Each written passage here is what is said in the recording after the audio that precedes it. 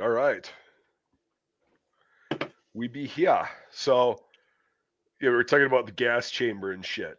Um, with the military and stuff, and also in the private sector, but mostly in the military, is like through your cert in basic, right? Everybody does that.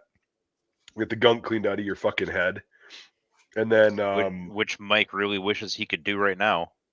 OC yourself, or you just do what he's doing with little. I can Just hook you up if you want, spray it Mike. in the room. Got some Yeah. good shit if you want. I've Spray it in got the room. OC. I could just nail myself and just be No, done don't with don't this. hit yourself. Just spray it in the room. It'll get to you. Yeah, just the nice. Just give you Just one sit nice here day. for the whole show in a cloud of OC gas. Yeah. Dude, we had Yeah. this guy. I thank God we didn't carry it, but I think it's called Freeze Plus P. It's OC with CS gas mixed. So when it sprays a stream, it also That kicks out sucks. gas. Yeah. That's what we use. It sprays Oh, God, that dude, like no. resin that sticks to everything, and then it starts to off gas. Yeah. No. Well, And it then was you funny 'cause, tase like, them. I was going to Yeah, tell you, like, oh, go ahead, Trey. The only time I use it is on dogs. It's better than shooting them, but I mean, you just spray them, they go off and lick it up and done. Yeah. The gas chamber was fun. We were talking about fitting masks, right? So we got to basic, and they issued us our masks. Like, this is week one of our actual like being downrange, like at our unit, and they issued me a fucking medium mask, which was dumb, That's but it's my sealed. Yeah. It worked a bit. And all of a sudden, the day before we go to the gas chamber, me and this kid are fucking around. I ended up taking the fucking heel of a brand new combat boot to the nose, completely full force, because he fell on the floor and his boot came up and hit me in the nose. We were fucking around. We were being idiots, right? He went to go kick me and I grabbed his foot, spun around, bam! All of a sudden, my nose is like fucking spraying blood everywhere. I broke my fucking nose. So I go to the bathroom and I'm sitting there over the sink and it's just fucking. I'm like, fuck, I can't make this stop. And then the drill sergeant comes in. There's blood everywhere. He goes, "What the fuck happened? What? Oh, I fell. That's what I said." He goes, "Oh, you fell? Who fucking hit you?" I'm like, "Nobody hit me." And the kid that like actually like kicked. Well, he didn't kick me, but like the kid whose heel His like foot made contact interfaced with with my your nose. nose. Yes.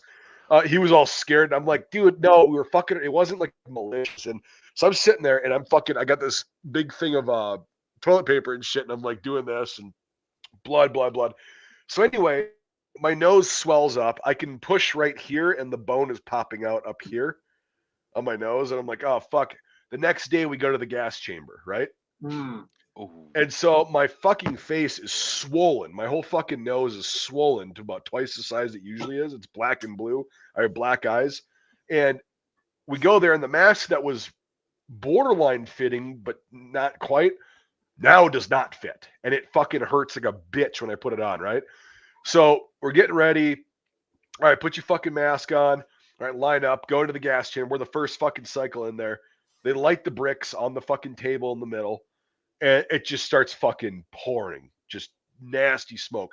And immediately, I'm like, oh, my mask isn't sealed because I get it. Ooh, I'm like, yeah. oh fuck. And I'm like, oh shit, I don't want to make a scene. And I'm just sitting there going, oh fuck, my eyes are watering, and I'm like trying to seal it, but it's not working, right? And all of a sudden, they're walking around ranting and shit, and all of a sudden break the seal, say your fucking last four and the fucking first line of the Soldier's Creed, whatever the hell they made us say. And I broke my seal, and it was like nothing changed, right? And so I'm sitting there coughing, and I said everything, and then I'm like, okay, now is my chance to like shove it on my face and seal the fucker again. Didn't work. It's still like fucking wide open.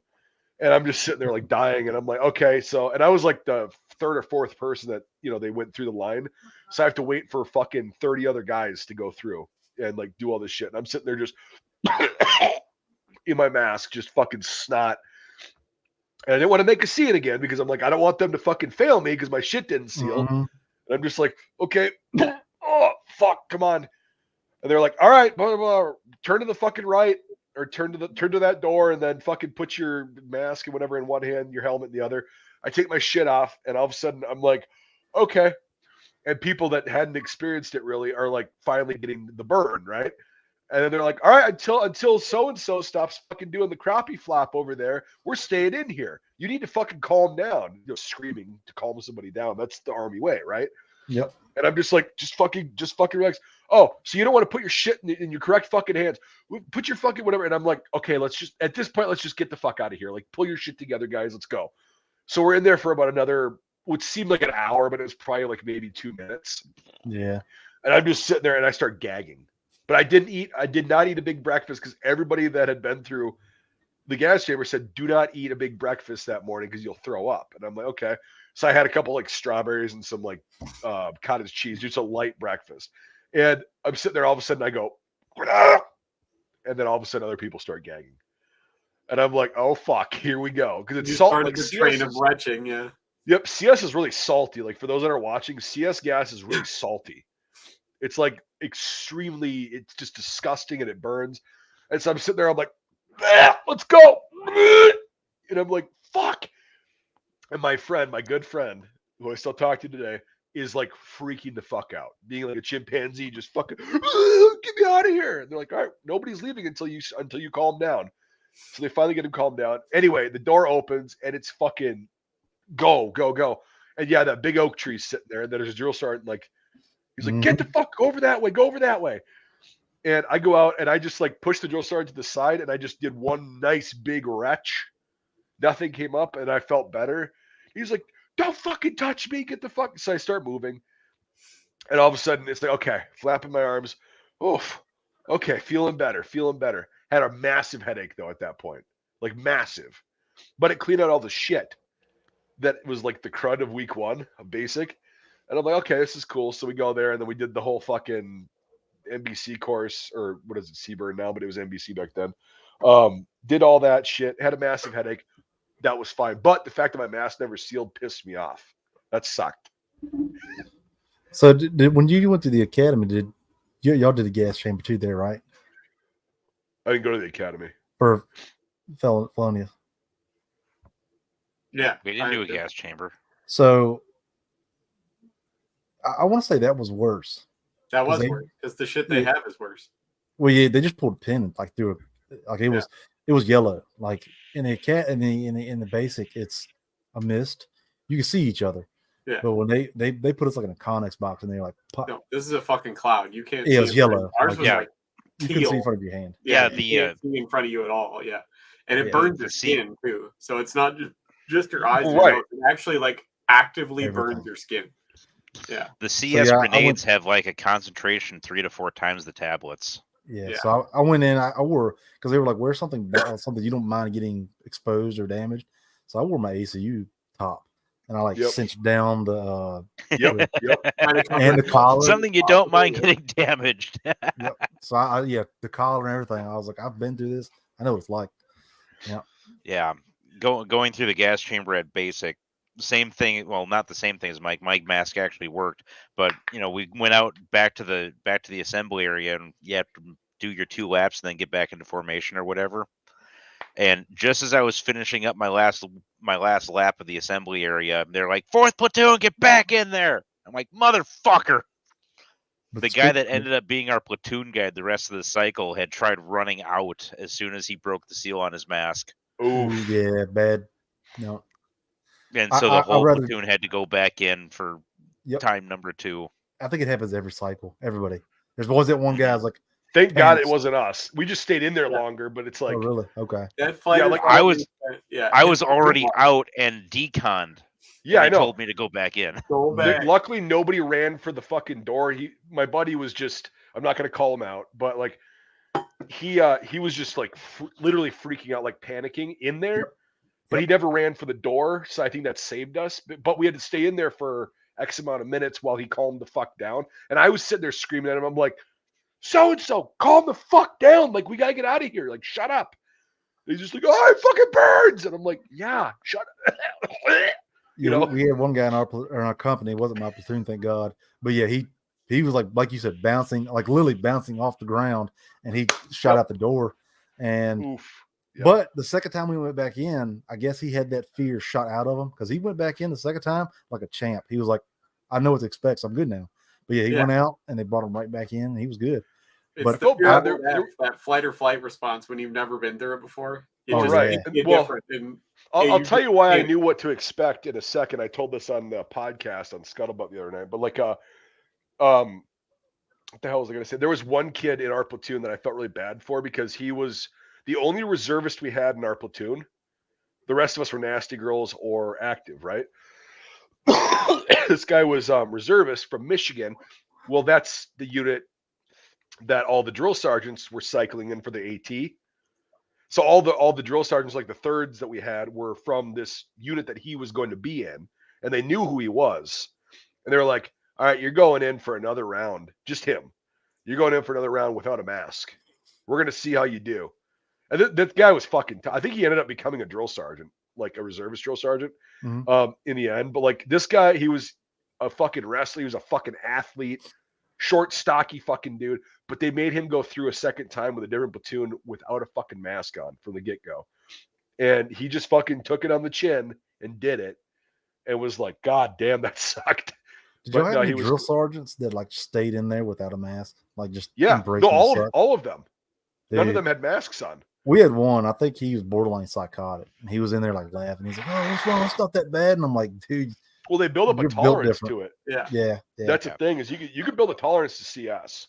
And Here's a poll for you. If you have to pick one of these non-lethals to get hit with. Which one do you pick? CS, OC, or Taser? Taser. You hands have to down. pick one. OC Yes. or CS, because it's done. Like it's like kind of the taser. It sucks while you're in there. Once you get fresh air, your sinuses are clear. You're like, I'm good. yeah, good to go. 'Cause CS, it taser- goes away really quick. OC, Taser is a magnificent amount of pain. But yes, OC is the gift that keeps giving, baby. OC is the fucking. Yeah. I got nailed twice. I did it when I was going through the jail academy, right, in college. And they're like, you don't have to do it, but I'm like, I'm gonna do it because I got to get over the fear that we did down at Fort Bliss. Yeah. That Jake and I did, because that was the worst of worst conditions. 110 That degrees, was some no really wind. nasty OC too. It was, and we had to run the course, and there was no wind. It was 110 fucking degrees. It was disgusting, and Yep. that hurt for a fucking day and a half. That was like actually hurt. Yeah, and anytime your skin got wet for like 3 or 4 days after, it flared back up. Well, that's the thing too. Is like I went in and showered with just my head in the shower thing with cold water because I'm like, I don't want it to run down.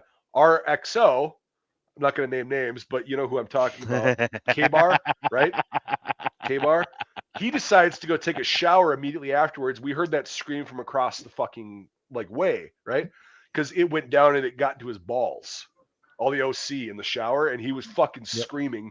And everybody had told him, don't take a shower. He's like, I got to take a shower. And anyway, so I did that. But that was, OC. I did it the second time, and it was in the winter up here. It was controlled, way less of a course to run, and it still fucking sucked. And it was funny because that time. And it was a much more mild OC that they it was only 18%. Yeah, it was only 18%. And I mean, only I say, but it was funny because that time they hit me. They got me a lot in the eyes and shit. And then I opened my eyes and it didn't fucking hit me. So I ran the course. I did all the things you're supposed to do. And I'm like, oh shit. Well, maybe I was just overreacting because I was a kid and I was in the desert. And all of a sudden I'm walking a bit and it starts dripping down and it fucking gets in there. And I'm like, oh, there it is. My eyes slammed shut. I'm like, fuck. I'm like, yeah, this is familiar. And then I'm in the EMT part of the, like, because they had an EMT class at the school too. And a very familiar combat medic that I'll say his name, or I'll type it to you, Jake, but like was in there. He was the one that was teaching the class. And I'm sitting there and all of a sudden I slam down and I'm like, oh fuck. And I go next to the drain in the EMT like garage. And I'm just like, give me the hose. And he goes, yep, here you go. I know how that goes. And I'm just like, fuck. But it wasn't as bad as the first time. Because it was like, I could control it. And it was not as strong. It was whatever. See, all OC does to me now is just piss me off and make me fight harder. It just sucks. Like that's all it does to me. It pisses me off and it makes me fight harder. It hurts like hell. I have trouble seeing like you're supposed to, but it does nothing to discourage me from fighting. It just makes you flail harder. Stuff like that. It doesn't do anything anymore. Like, man. After the police academy, when I got OC'd at the police academy, and I finished the course, I immediately went outside and I just started punching the ground, and I didn't feel it. Yeah, it fucking sucks. Like it just enraged. Like that's what I got the second time too. I was like, I'm fucking just needs to go away. That's Like it. I was full on like I was piss pounding somebody's face into the curb, and Right. I was. Well, it just enrages. Like the first time, like when you got hit the first time, was that in Texas when we got Yeah. nailed? Yeah. That was again, that sucked. That was really bad. That was, I really didn't feel it until after I got done with the lane. Oh, really? Yeah. Like I obviously felt it because I couldn't see and it was burning, but I had something to focus on. And that's just the way I am. I can tune out pain and fear as long as I'm focused on something. But as soon as the focus is gone, it all piles on me. Well, the problem was like because I was lower enlisted, like I was the one holding the bags at first for the first like half of the fucking company to go through. Oh, and I so you saw it all. Oh, I saw Hendo, the biggest, toughest guy, combat vet, fucking 6'4", fucking whatever, come up to me and going, "Oh God, oh fuck," and I'm like, "Oh, this is not good." And he's barely hitting the bag that I'm holding, and I'm like, this is a really like an actually tough guy, like a really strong fucking great infantryman, and he's brought to his fucking knees crying. Yeah. And so then I'm one of the last guys to go, and this chick the MP chick that was spraying me goes, "All right, OC. And she goes, "All right, well the can's almost done, so I'm just gonna finish the can." So she just fucking hosed me down, and then she's like, "Okay, it's done." She did it because she thought you were cute. Maybe. I didn't give up. I was so fucking scared. Yeah, there you go. But no, and so I go and immediately I open my eyes and I'm like, "Ow, fuck," because it's just all over my face. My face is burning. It's Texas. It was fucking hot. And so I ran the course and I was doing this whole thing like like barely, everybody does. The flickering, like I could barely see where I'm going. Okay, I can't breathe, and I'm like, "Fuck, don't panic," because other people that I knew, very close friends of mine, were panicking and they had to redo the fucking course. I'm like, "Nope, not gonna happen." And then anyway, we get done with the course, which fucking sucked. And then you get done and they're like, they have that big trough of like the drinking fountain kind of thing with the garden hose. Yep. And then you do the baby shampoo. On your eyeballs. Yep, did not help. And then they were like, "Go stand in front of that fan. Other people are waiting." And I'm like, "Oh God, it feels so good." And they're like, "Get the fuck out of the fan. Go stand over by that wall and just suffer." So you put your arm up against this tin shack and you're just like, "Oh fuck." And that was a long day. I felt like I was drowning when I was rinsing my face off. Yeah, it was bad. Speaking of the second time I went through, because they knew that I've already done it before several times, they spray you on the forehead, but it's in the summer, so you're gonna sweat. It's gonna get in anyway. Well, yeah, but exactly. The guy was sympathetic. He's like, "I know y'all have been through this. You got to do it again." I did like a year prior for another academy, but I did it the second time. It hit me in the forehead, so I did the whole course without even being like squinting. So I got to the water bucket. I used the trough. They got the water hose, and I was like, "Get that away from me," because I know where it's going. Yep. But speaking of places you don't want it to get, and I didn't know about it till I got home and you don't get in the shower like you said, like get down. You don't like lay back in the shower. Place that I did not know it got and it hurt worse is in the ear. Oh, dude, it feels like someone's taking a nail and just slapping it into your head. There's nothing you can do. There's nothing you can do. No, you can take like a wet washcloth and like get the particles out, but it still burns so bad. Dude, OC. That's why, Jake, when you asked that question, I've never been tased. I did not opt in for that pain. I watched everyone else do it 5 feet away from me. The way they did it at Bliss is actually specifically the Taser Corporation tells them not to do it that way. Well, they've also changed it like 15 different times of how you're supposed to do it. But I found out not long after that the guidance for the training was specifically do not do it this way. Do not daisy chain people that you're tasing. Right. That's what they did is they would take two people, have them lay down or sit down on the ground. And they would put the prong into your eyelets on your boots. Yep. One on one person. Arc. Yeah. Yeah. And it would arc through both people. Well, because I remember when my roommates in Iraq, like when they were doing it, it was okay, sit down. and all of a sudden they go, and then the one roommate starts freaking the fuck out. And he bonks heads, and you could see on the video that I used to have, there was an arc that went in between their heads while they were fucking getting tased. Yep. And then my other buddy starts going, fuck, and just fucking writhing. And then they were like, why didn't you do it? I'm like, because I have a lot of video evidence of why I chose to not do it. Yeah. Right here. Oh, and I'm like, so I've been OC'd twice, I've been CS'd twice, and I've been tased twice. And I can tell you from all of that experience, I would rather be tased. I would rather be tased. Because 5 seconds, it's fucking over It's with. done. Yeah. Yeah. And I've actually been shot in the back by a taser. Yeah, so have I. Yeah, and it's literally like you get a muscle cramp, and then it's done. Yeah. It's like, Yep.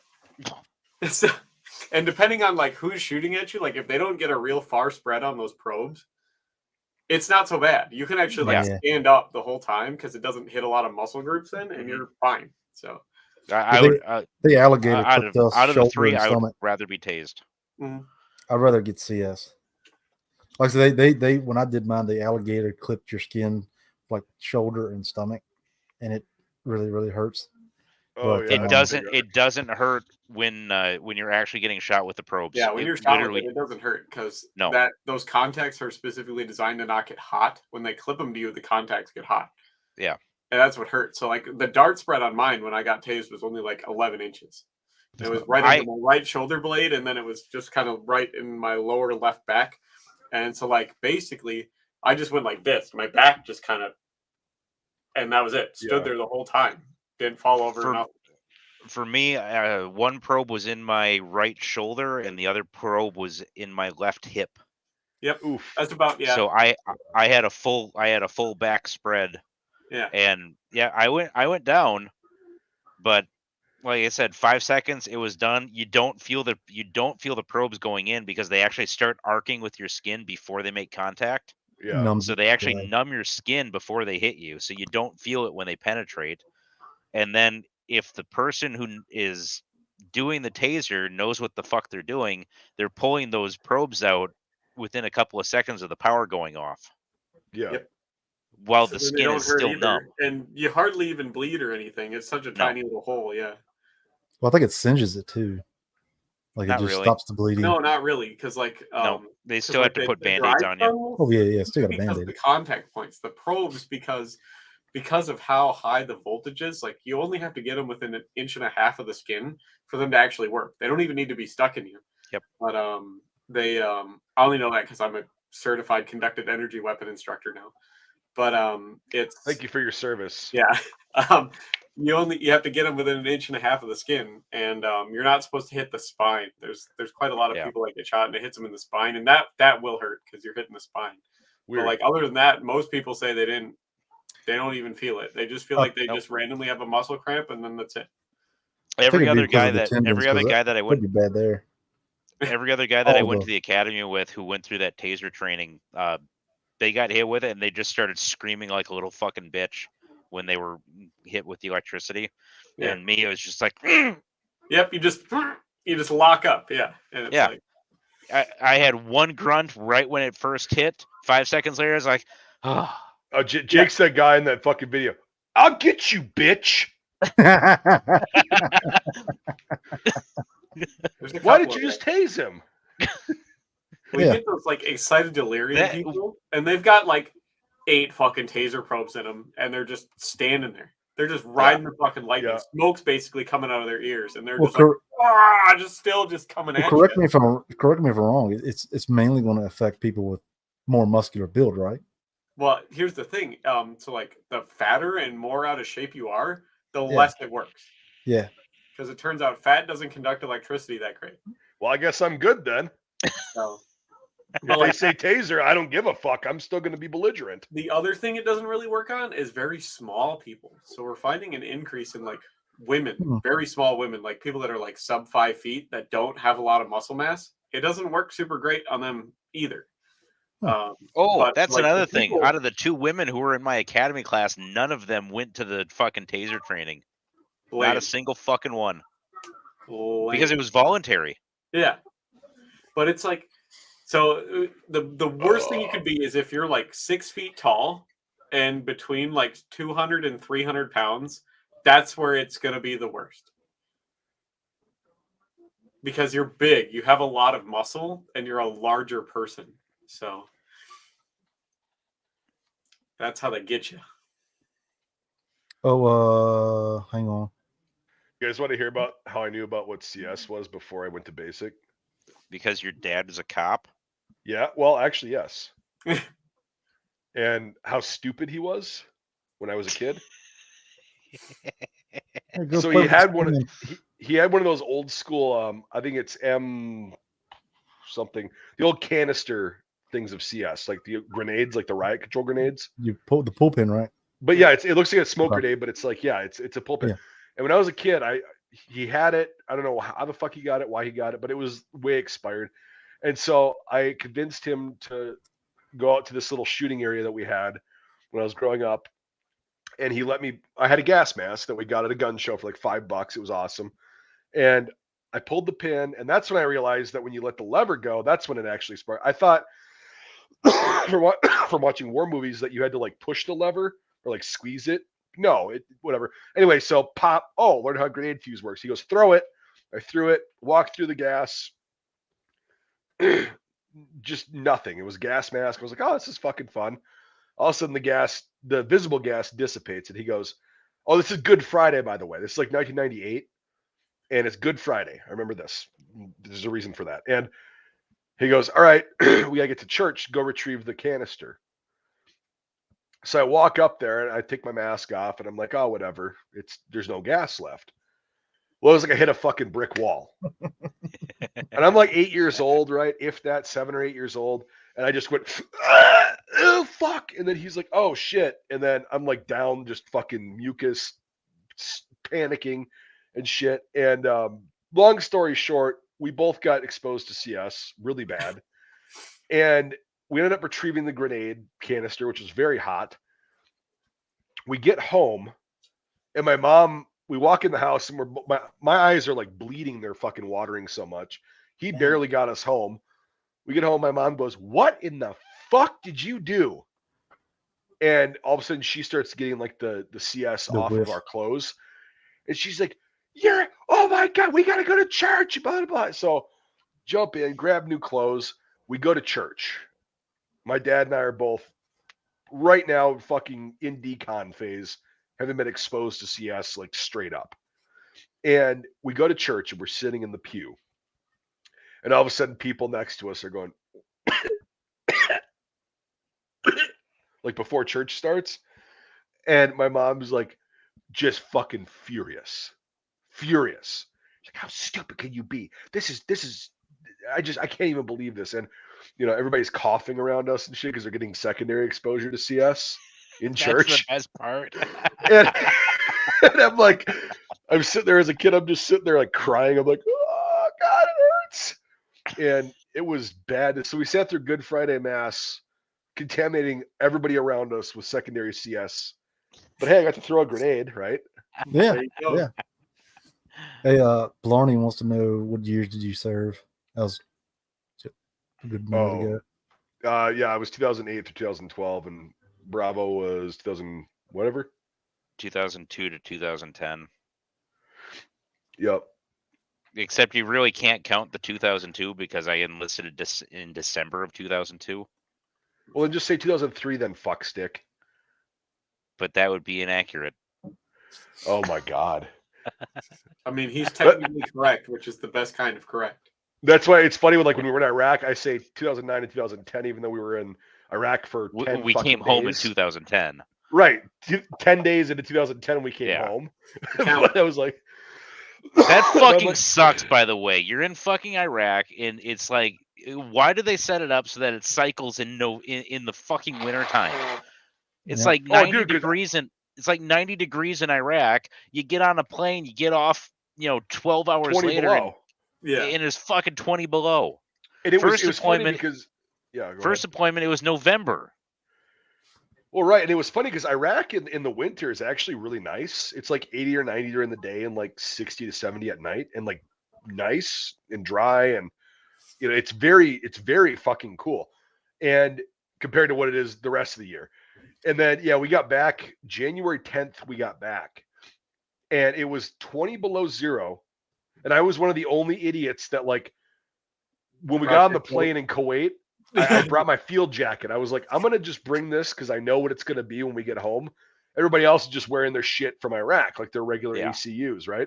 And I brought my field jacket. So we get off the plane at Volk Field in Camp Douglas in Wisconsin, and the tarmac I remember that day was so goddamn slippery.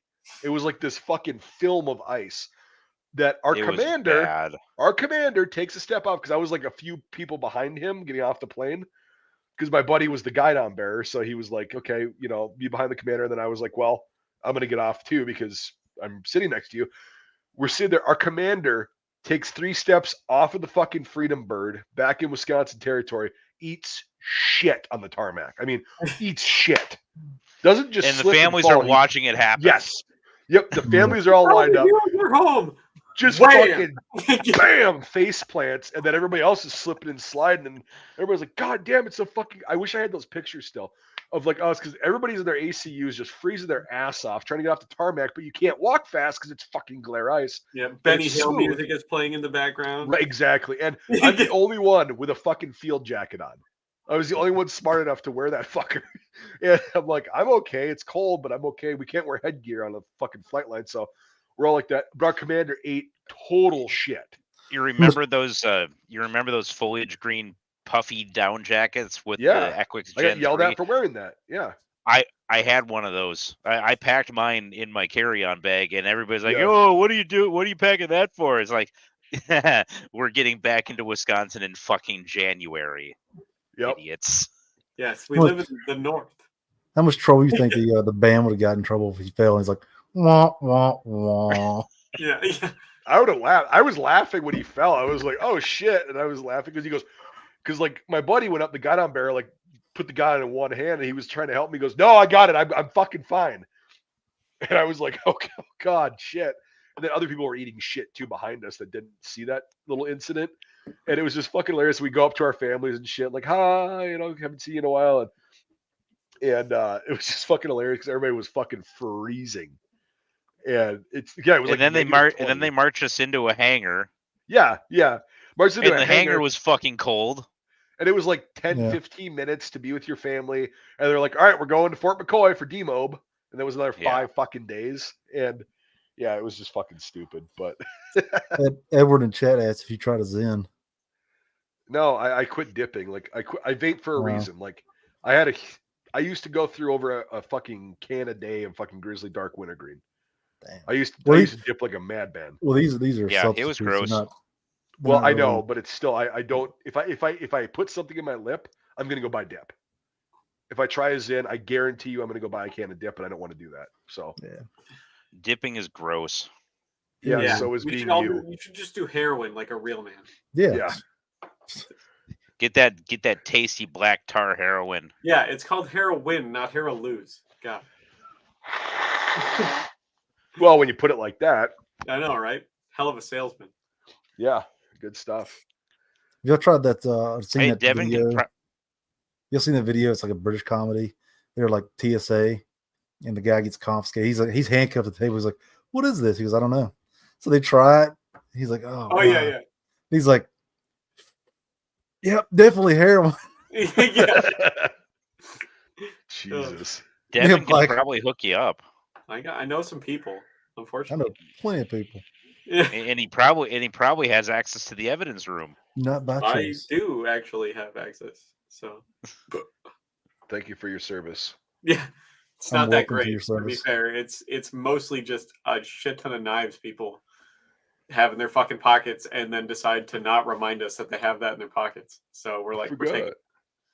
I mean, to be fair, if I was all strung out and fucked up and I got arrested, I'm probably not going to remember a fucking knife. Yeah, it's like the people with like the DWI, and you're like, you got anything in your pockets? And they're like, why don't you find out? And it's like, well, now I'm keeping it. And then they have like a $1,200 knife in their pocket. And you're like, wow, that sucks.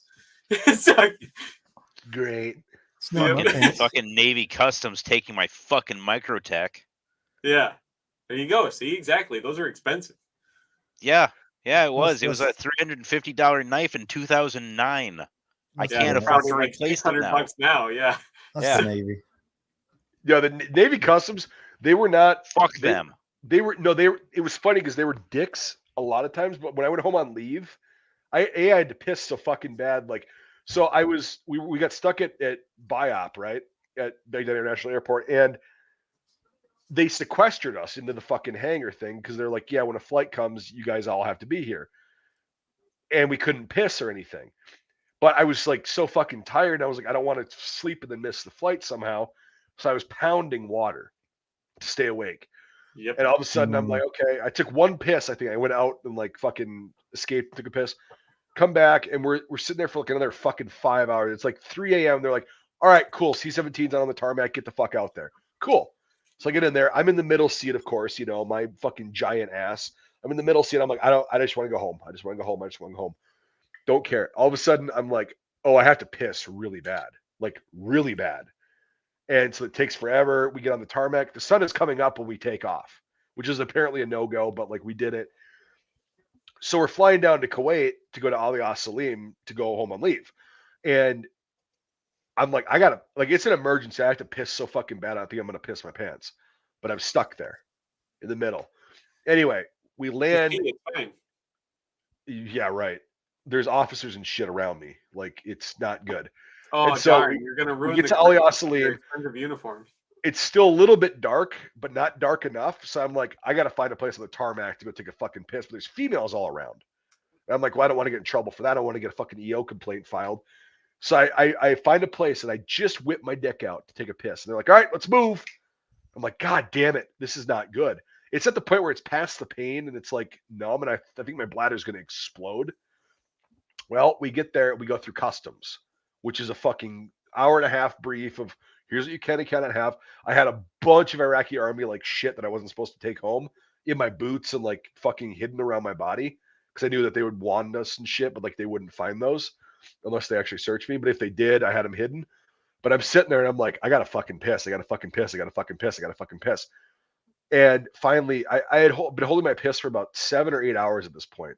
After the point of like really having to piss, finally get in to go take a piss. They let us go take a piss. I peed for, I'm not joking, over 10 minutes straight.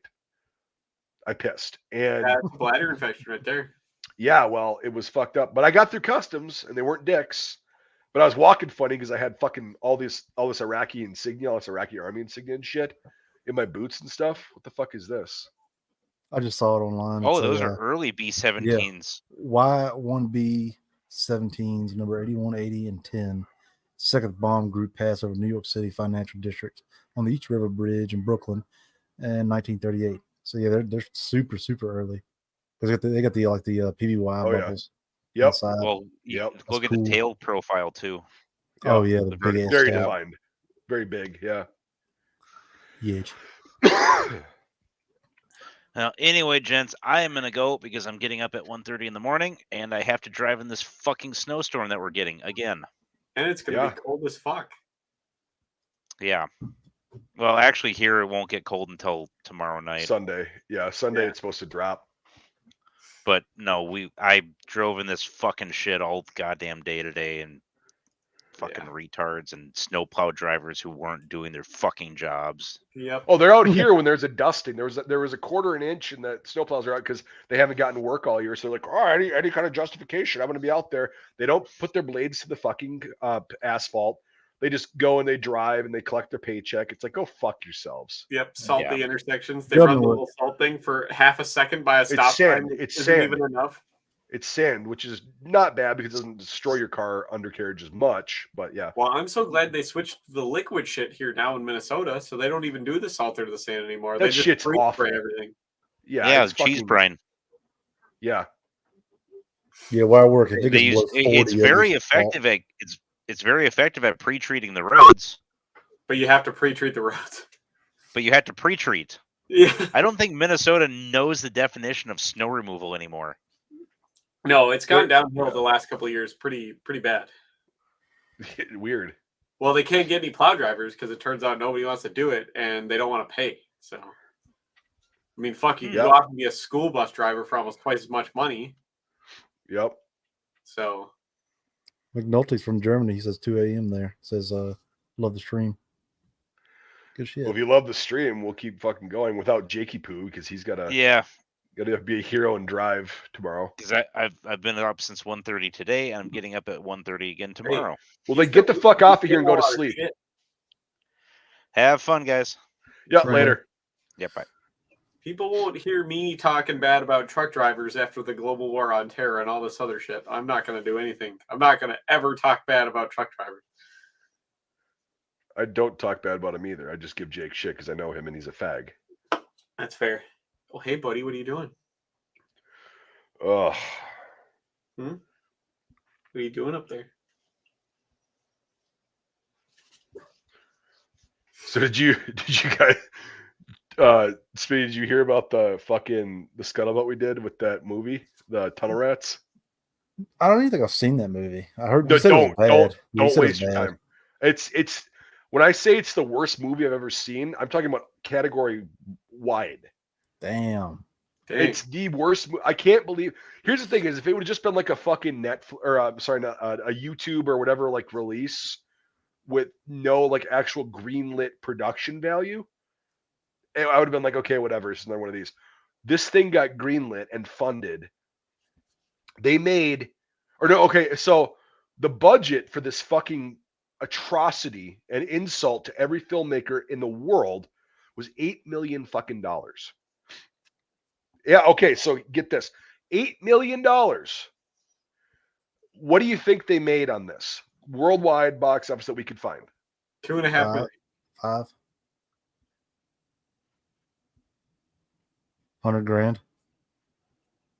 Wow. $32,000. 35. I want to watch this movie now because it's so bad. No, you don't. It literally like it was. What was the production value? Like this was because the screenshot I saw of the podcast, the uniforms looked okay or decent. Oh no! The uniforms were fucking rat shit. Okay. I kind of want to watch it now because it's so terrible. It's one of those. It's a waste of. It's a. It's not even. It's not even so bad that it's funny. It's so bad that it's insulting. Really? It's past that there's point. a lot of nights where I have a lot of time. So you're gonna regret. You're gonna be like, "Wow, that was a waste of an hour." Yeah, I'll probably be like watching it very intently the whole time, and then after it's done, be like, "Wow, that was an absolute waste of my time." It was the worst fucking. It's Uwe Boll, that faggot fucking director, from Germany. He's a very very arrogant piece of shit as well. He's probably a trust funder or some shit. Oh, and yeah. He's the one that challenged that critic to a boxing match because he was shitting on one of his shitty films. Because I remember about that. Yeah. Yep. Yeah, that's when I recognized him too, because like I didn't know who the fuck this guy was. Anyway, so this film is so fucking bad that usually if a film is bad, I'll get a chuckle or two. Yeah. Something like Hyena Road. 2 good moments in the film. Yeah. Like remember Hyena Road, Devin? It's like it's bad, but it's like you just go, haha, that's so fucking dumb. This one I just sat there and dance party on the middle of the highway. Right. Yeah. This one I was just sitting there like this the whole way through. And it's like it was so fucking bad. And there's a couple of people that actually took the challenge and watched it after listening to the pod. And they're like, "Oh, you were not joking." And I was like, "No, I'm not being hyperbolic when I say it's the worst fucking film I've ever seen in my life." Chore to just watch. Oh, it was fucking terrible. I mean, beyond the writing was. What I basically said in the pod and what other people have agreed on is like, it's like taking an 11-year-old rich kid trust funder whose daddy is very rich, who watches war movies and goes, "I'm going to make a war movie. I'm going to make a better one." An 11-year-old who writes it. Does all the fucking costumes? 2009, yeah. Well, it says from 2008. It was made in 2008, released in 2009. Yeah. Huh. It got a 30% on Rotten Tomatoes. That's really being nice. That's really being nice. I gave it the lowest score I've ever given a fucking film on Scuttlebutt. I gave it a fucking way low score. Abysmal, because I've literally never seen a movie that fucking bad before. And then it was funny because Brian's like, hey, Mike, why don't you, I challenge you to get a fucking super original Stitch Nazi, everything approved tunnel rat impression together from the Vietnam War. And I was like, done. I have it. I have it. Yeah. I have it. And he's like, yeah, I know. And I'm like, dude, if the budget for a film that I was working on was $8 million, you give me, I don't know, for what the cast and everything of the requirements were for this film, you give me $30,000 of that, I will have everybody looking fucking spectacularly accurate. Everything will be perfect. Yeah. For the entire everybody in the film. Well, yeah, but that's the problem, though. None of these movie companies give a shit. They go to a prop company and they say, do this. They didn't even do that on this one. Because they filmed it in South Africa, right? Most of it in South Africa. And they use SADF uniforms from like the 80s and 90s, the olive drab ones or the olive green ones. And they, oh my God, I don't want to rehash it, but like it was the fucking worst shit ever. And the writing was absolutely fucking terrible. Absolutely fucking terrible. And yeah, it was just fucking the absolute worst film I've ever seen in my life. Well, I got that to look forward to, I guess. Yeah, I mean, if you want to waste your fucking time. One bored night at like 4:30 in the morning, I have nothing better to do. Yeah, it was. I think it was the lowest score on Scuttlebutt to date, actually. Really? Yeah, for everyone. It beat out. What was it? It beat out. It beat a High Near Row, which was our. That was the lowest. It was our front runner for the lowest score because it was a piece of shit movie, and you were on for that one, so you remember that. And it's like that was like the fucking the gold standard of shittery. This fucking blew it out of the water. Damn. Like, I'd rather watch High Near Row 3 times over than this piece of shit again. So, you better send Mr. Paul Gross an apology letter then.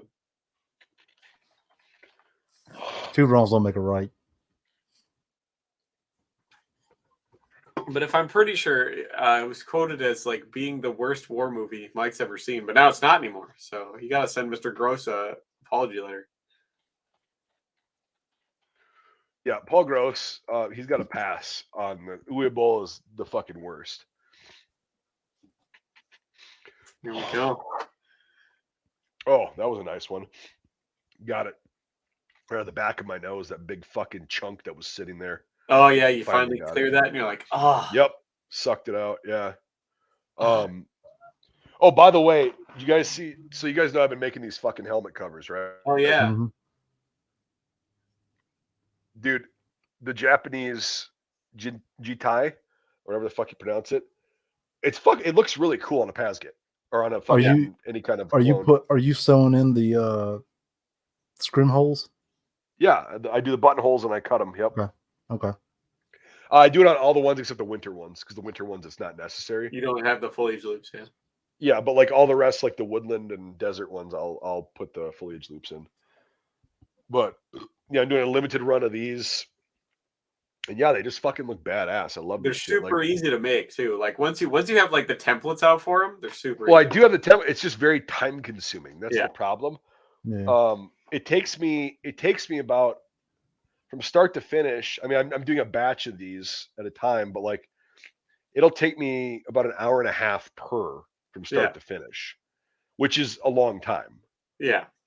But once you get better and better at it, it'll get quicker and quicker. Well, no, I am better at it, and it still takes an hour and a half to do it right. Yeah. Because I don't just do one stitch. I do a double stitch, so it's reinforcing it. You go forward and back, forward and back, and then I do bar tacks where they need it.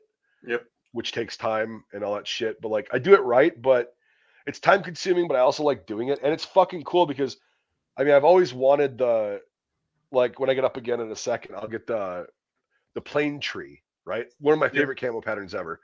And it's reversible. So I figured out how to do that and do the stitching. So it's like fucking, very nice. Very nice. Oh yeah, I'll show you that in a sec. It's fucking awesome. Zach in the chat wants to know if you can make one out of VSR 93. I already fucking answered him. Give me the material and I'll fucking make it. Like I can only source so much material. Like well, it's also just really hard to get Russian shit right now. So yeah, it is. I wonder why. Like, yeah, it's weird. I'll be right back, and then I'm gonna grab a plane tree cover, and I'll grab the oak cover too, and I'll show you, Trey. It's fucking. Okay. They're really cool. Yeah, I think I asked you about the reversible camo because that was Yep. awesome. And I figured that out, and it works. Fucking, you'll see it, and you'll like it. So I'll be right back. Yeah. Good. I'm glad he likes Plane Tree. It's one of my favorite World War II patterns. Mine is the palm tree camo. I know it's an earlier war version, but I still like it. Just I don't know, it's something about it. Something about it, yeah. I'd like still think. If I was going to do Hermann Goering Division again, that's what I was going to get. There you go. I think my favorite's still going to be the shit they made out of the captured Italian M29 camo. Mm-hmm. I really like that, especially since like Italy kept fucking using it after the war. Like my favorite M65 that I still wear is a fucking 100% cotton M65 in M29 camo, and I wear that fucking thing everywhere, and I get compliments on it. So it's like a 1970s Italian Navy fucking M65 jacket, but it's an M29 camo, which is awesome. Yeah, it's a shame that the here didn't wear the Italian camo as much. I'm sure there's photos out there of like a random hit or miss, but most SS guys wore it. Well, you see, most of the people that are wearing it are either it's just helmet covers that they field made, mm-hmm. or you see a lot of the mountain guys because they made the big fur winter jackets out of them, and it was only the third pattern. They only ever made third pattern big parkas out of it, and that's it. You see like one or two here and there tunics made out of it, and then there's that one. That's all field made stuff, though. I've seen field made out of it too, but it's all field made stuff. Yeah. Yep. And then there's that one famous photo of that SS guy POWs wearing the jumpsuit, the jump work or onesie, what do you want to call it? Well, the jumpsuits they just took a lot of them, and a lot of those were actually Italian guys because it was Italian paratroopers wearing the jumpsuits. Okay. And then when they stayed loyal to the whole fascist regime, they just got folded into the German army. They just kept those. Okay.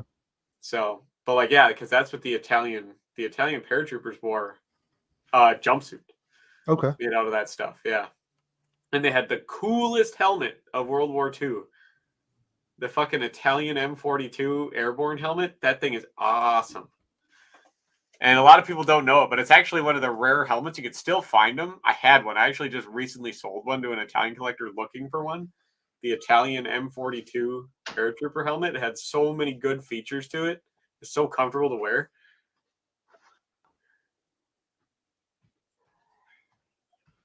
Huh.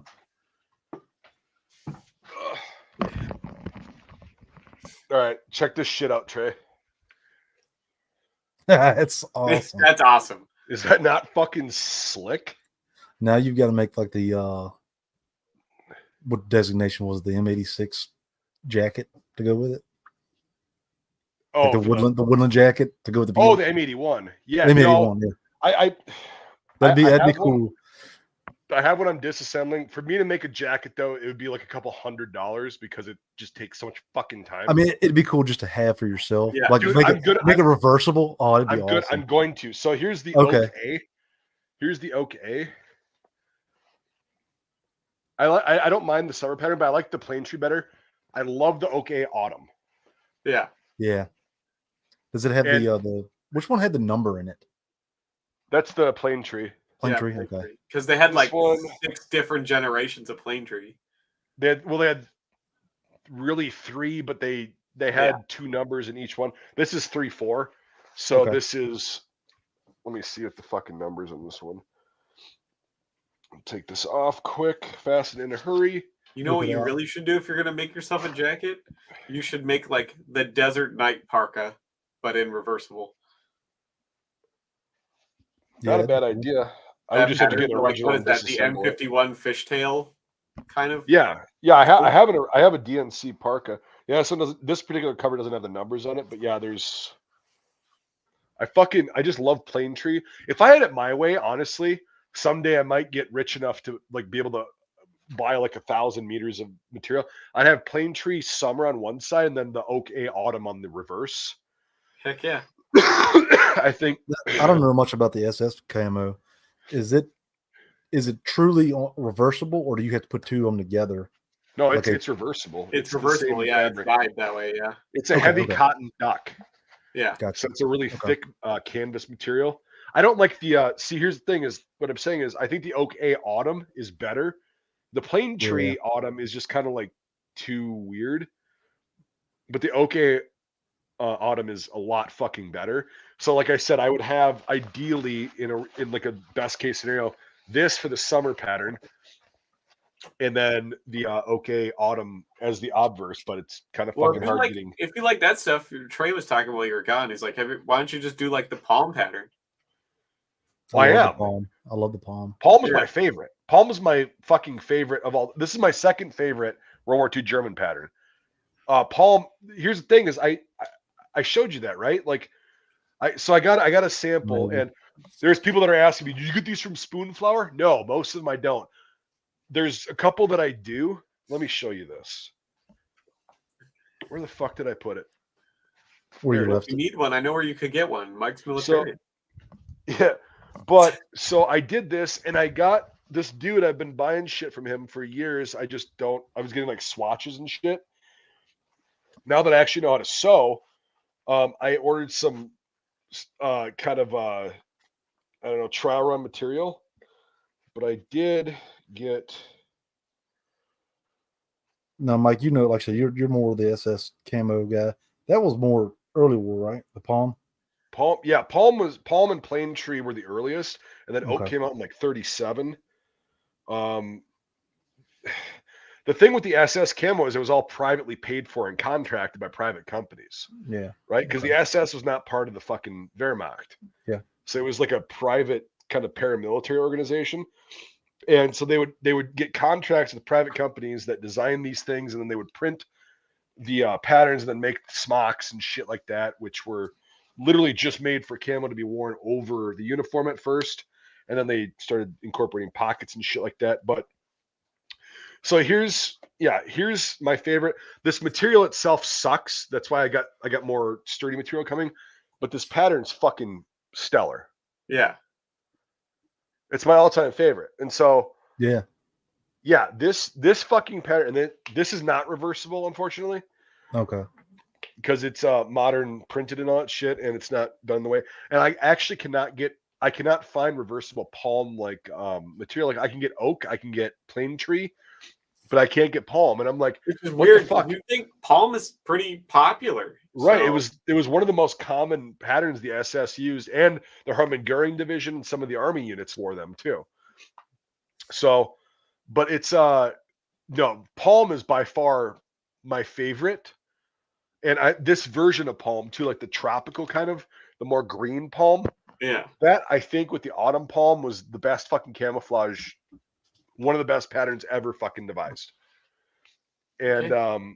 but yeah, it's like I figured out how to do the biggest bitch and why I charge more for these because they take more time is getting the seams symmetrical. So on the spring Yeah. side, I got it so where it's turned in, right? And then on the autumn side, you have to go through with another stitch to stitch it down, but it looks fine, right? So Yeah. it's true reverse. The only time where the colors overlap is where I fold it under for the drawstring. Yes, I've tried to use HBT tape on the outside. I cannot get that yet, and it fucks up the pattern. It doesn't fit tight and all that shit. So I'm still working on that. But for now, this is the only overlap you've got is the little bit of the lip on the summer side coming off to the autumn side, which can be dealt with. It's not a big deal. Well, it's gonna be. You've got a drawstring, so it pulls it under anyway. Correct. Yeah. Yeah, you can see a little tiny bit of it, but it's Yeah. insignificant, right? But no, the fact that I could actually get a reversible fucking cover in one go, and it's fucking this shit's heavy duty, but they take forever. But my god, are they rewarding? It's so fucking cool. I've always wanted a modern helmet cover in plain tree, you know, that'll fit on a Pasget or an ACH or whatever. Thank God I'm out because I would order one and wear it just to see what would happen. Oh yeah. Oh dude, I used to wear a fucking East German belt as my like a gray with the buckle as my fucking trouser belt. Yep. And my squad leader, who was he was SF, the guy was SF for 14 years. I think I've told you about him before, but he was stationed in Germany for a long time before the wall came down, and then he went SF. And he saw that. He goes, "Why are you wearing an East German belt?" And I'm like, because I can, I Mind your guess. own business. He goes, yeah, you're right. And he just like, whatever. Just, But no, that's what I wore. calling you out on it though. Yeah, and then when we went to Iraq, I was actually a fucking idiot, and I had a 1918 trench knife, like the Allian one, like with the knuckles and shit. I had that on my fucking IOTV. Yeah, you said that got confiscated, didn't it? Well, no, I couldn't No, bring you it gave back. it to. Yeah. I gave it to the guy Yeah. from Missouri that I was in basic with that I met over there. I was like, here, good luck with it. And I don't know what happened. It's probably still there. It probably got used to kill a bunch of people, but who gives a fuck? It was, yeah, it was on one of those beheading videos on Al Jazeera. maybe. Well, it wasn't that sharp, but I mean, I wouldn't want to get hit with it if somebody's holding it. That's fair, Yeah. I mean, to be fair, those knives they're using to behead people on Al Jazeera are also not that sharp. I'm aware. Intentionally, yes. They got to But yeah. really work at that. So Anyway, I've got this for all the viewers and you guys. Like, I do have this coming in like a denim material, this pattern. So this is fucking, dude. If shit hits the fan, I'm probably gonna rock this in my little militia. is that like an actual Pasget or is that a lightweight helmet? It's a Pasget that I turned into a light. It's one of the early like. I made it an early lightweight helmet before they actually I just had wanted the to. designation. I just wanted to be sure, you know. No, I think it's an 03. I think this is the one that my dad found over there. Yeah, it is. It's the one that my dad found in Iraq and then sent it back to me as a kid. And I was like, oh, this is fucking awesome. And then, okay, here's the DSA. Yeah, 2003. So it's a later Pasget, but that's the same time where they were taking these Pasgets and converting them to lightweight Well, yeah, helmets. because they couldn't make enough lightweight helmets, so they just took Pasgets and put lightweight helmet hardware on them. Some guys watching the chat's like, that's my goddamn helmet. I had to fucking pay for that. You son of a bitch. Yeah. Hey, you lost it, fucker. It's mine now. That's right. I mean, there's other things that people have lost helmets, and some people may have traded that helmet for an original M42 single decal Luftwaffe helmet. Yeah, don't you have a Darth Vader helmet? Yeah, you want to see it? Yeah, I think you did show it to me. Yeah, you did. let me get it. It does have a Darth Vader helmet. I was there the day you took that out of the box. Yes, sir. Yeah, you were. It's cool. It's so the cool. one and like holding it in real life was kind of neat. It's fucking cool. Yeah. And there's like no ballistic protection at all to those, right? Oh God, no. No, they're basically like resin and burlap. Yeah. Yep. A modern day like plastic construction helmet offers more protection than those do. Let me see if I can. Is that blurry or can you? We can kind of make it out, but the finish is kind of shiny and bumpy, so it just kind of. Yeah. But yeah, that's the.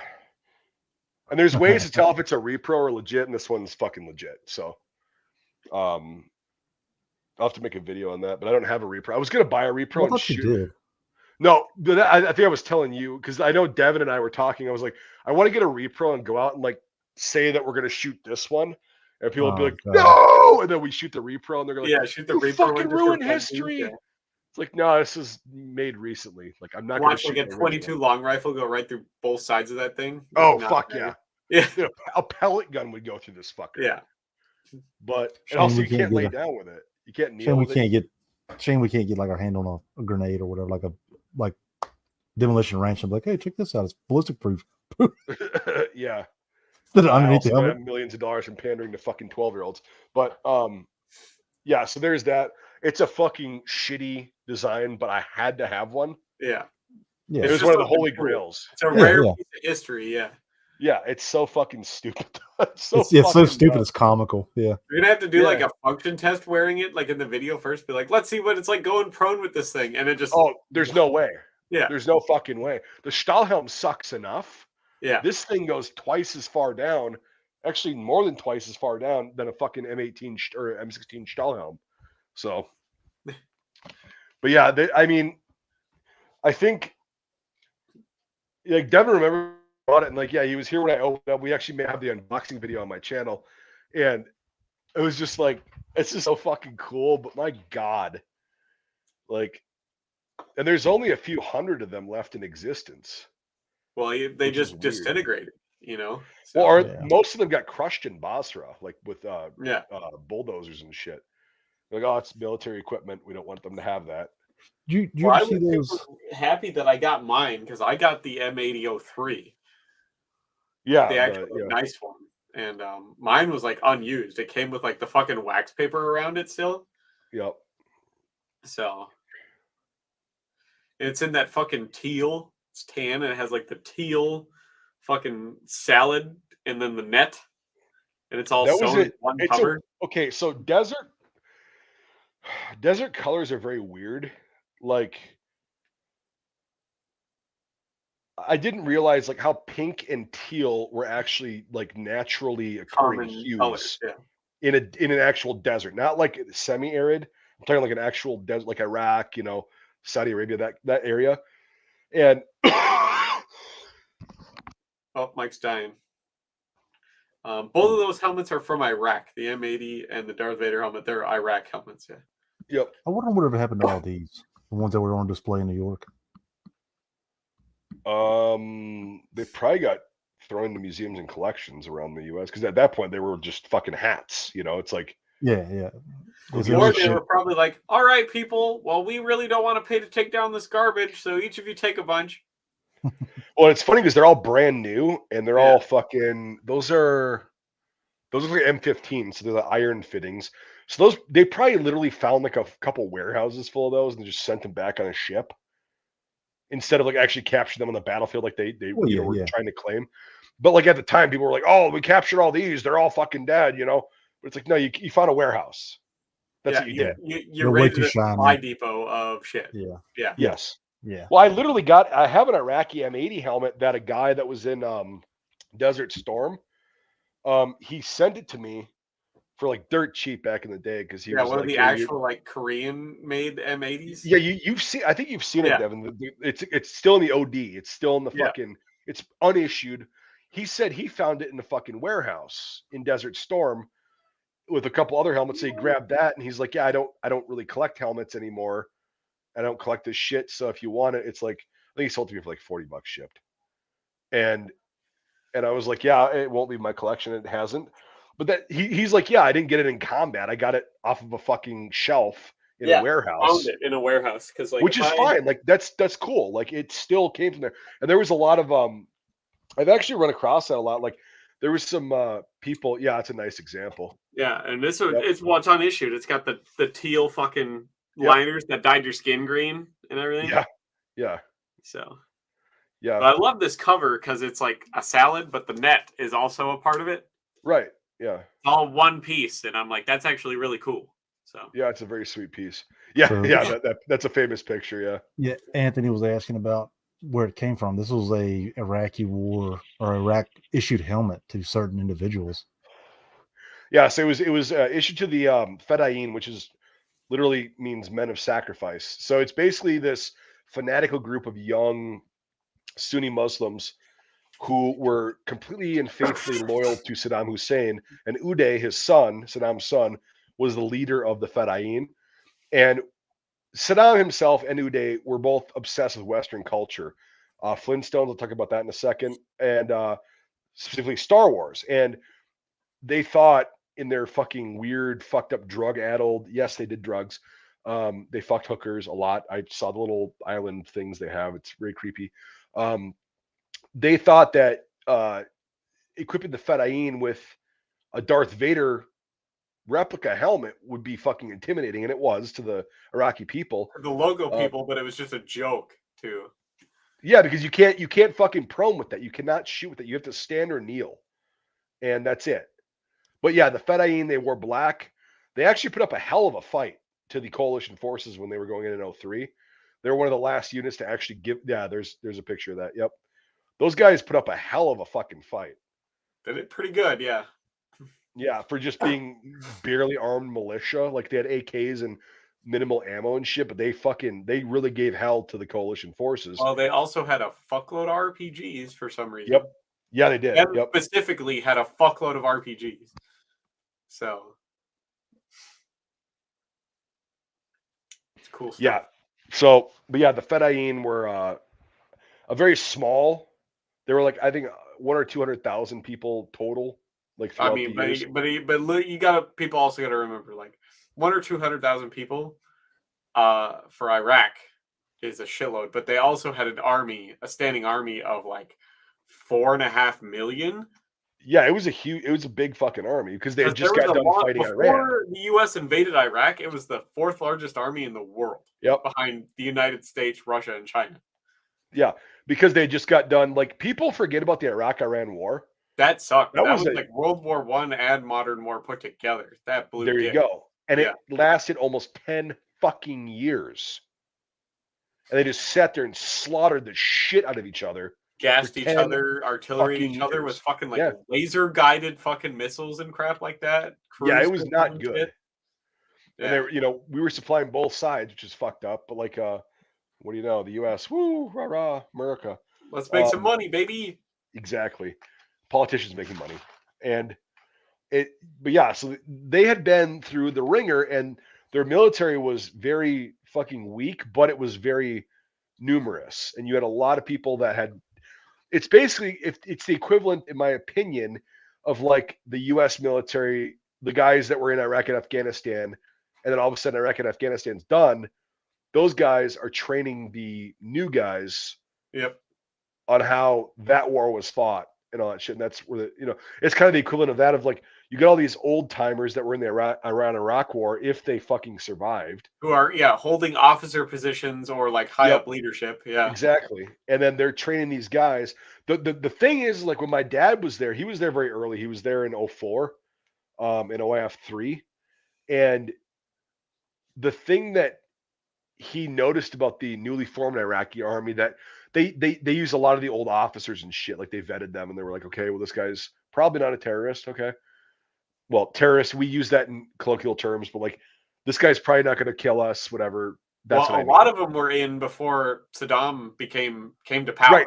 Yeah. And so my point is, like, so the weird thing is they had this military, and my dad and other guys that were with him noticed on the first deployment in 2004 that when they would be with the Iraqi army, they're like, okay, we're going to go out, we're going to do a fucking raid on this village or this town.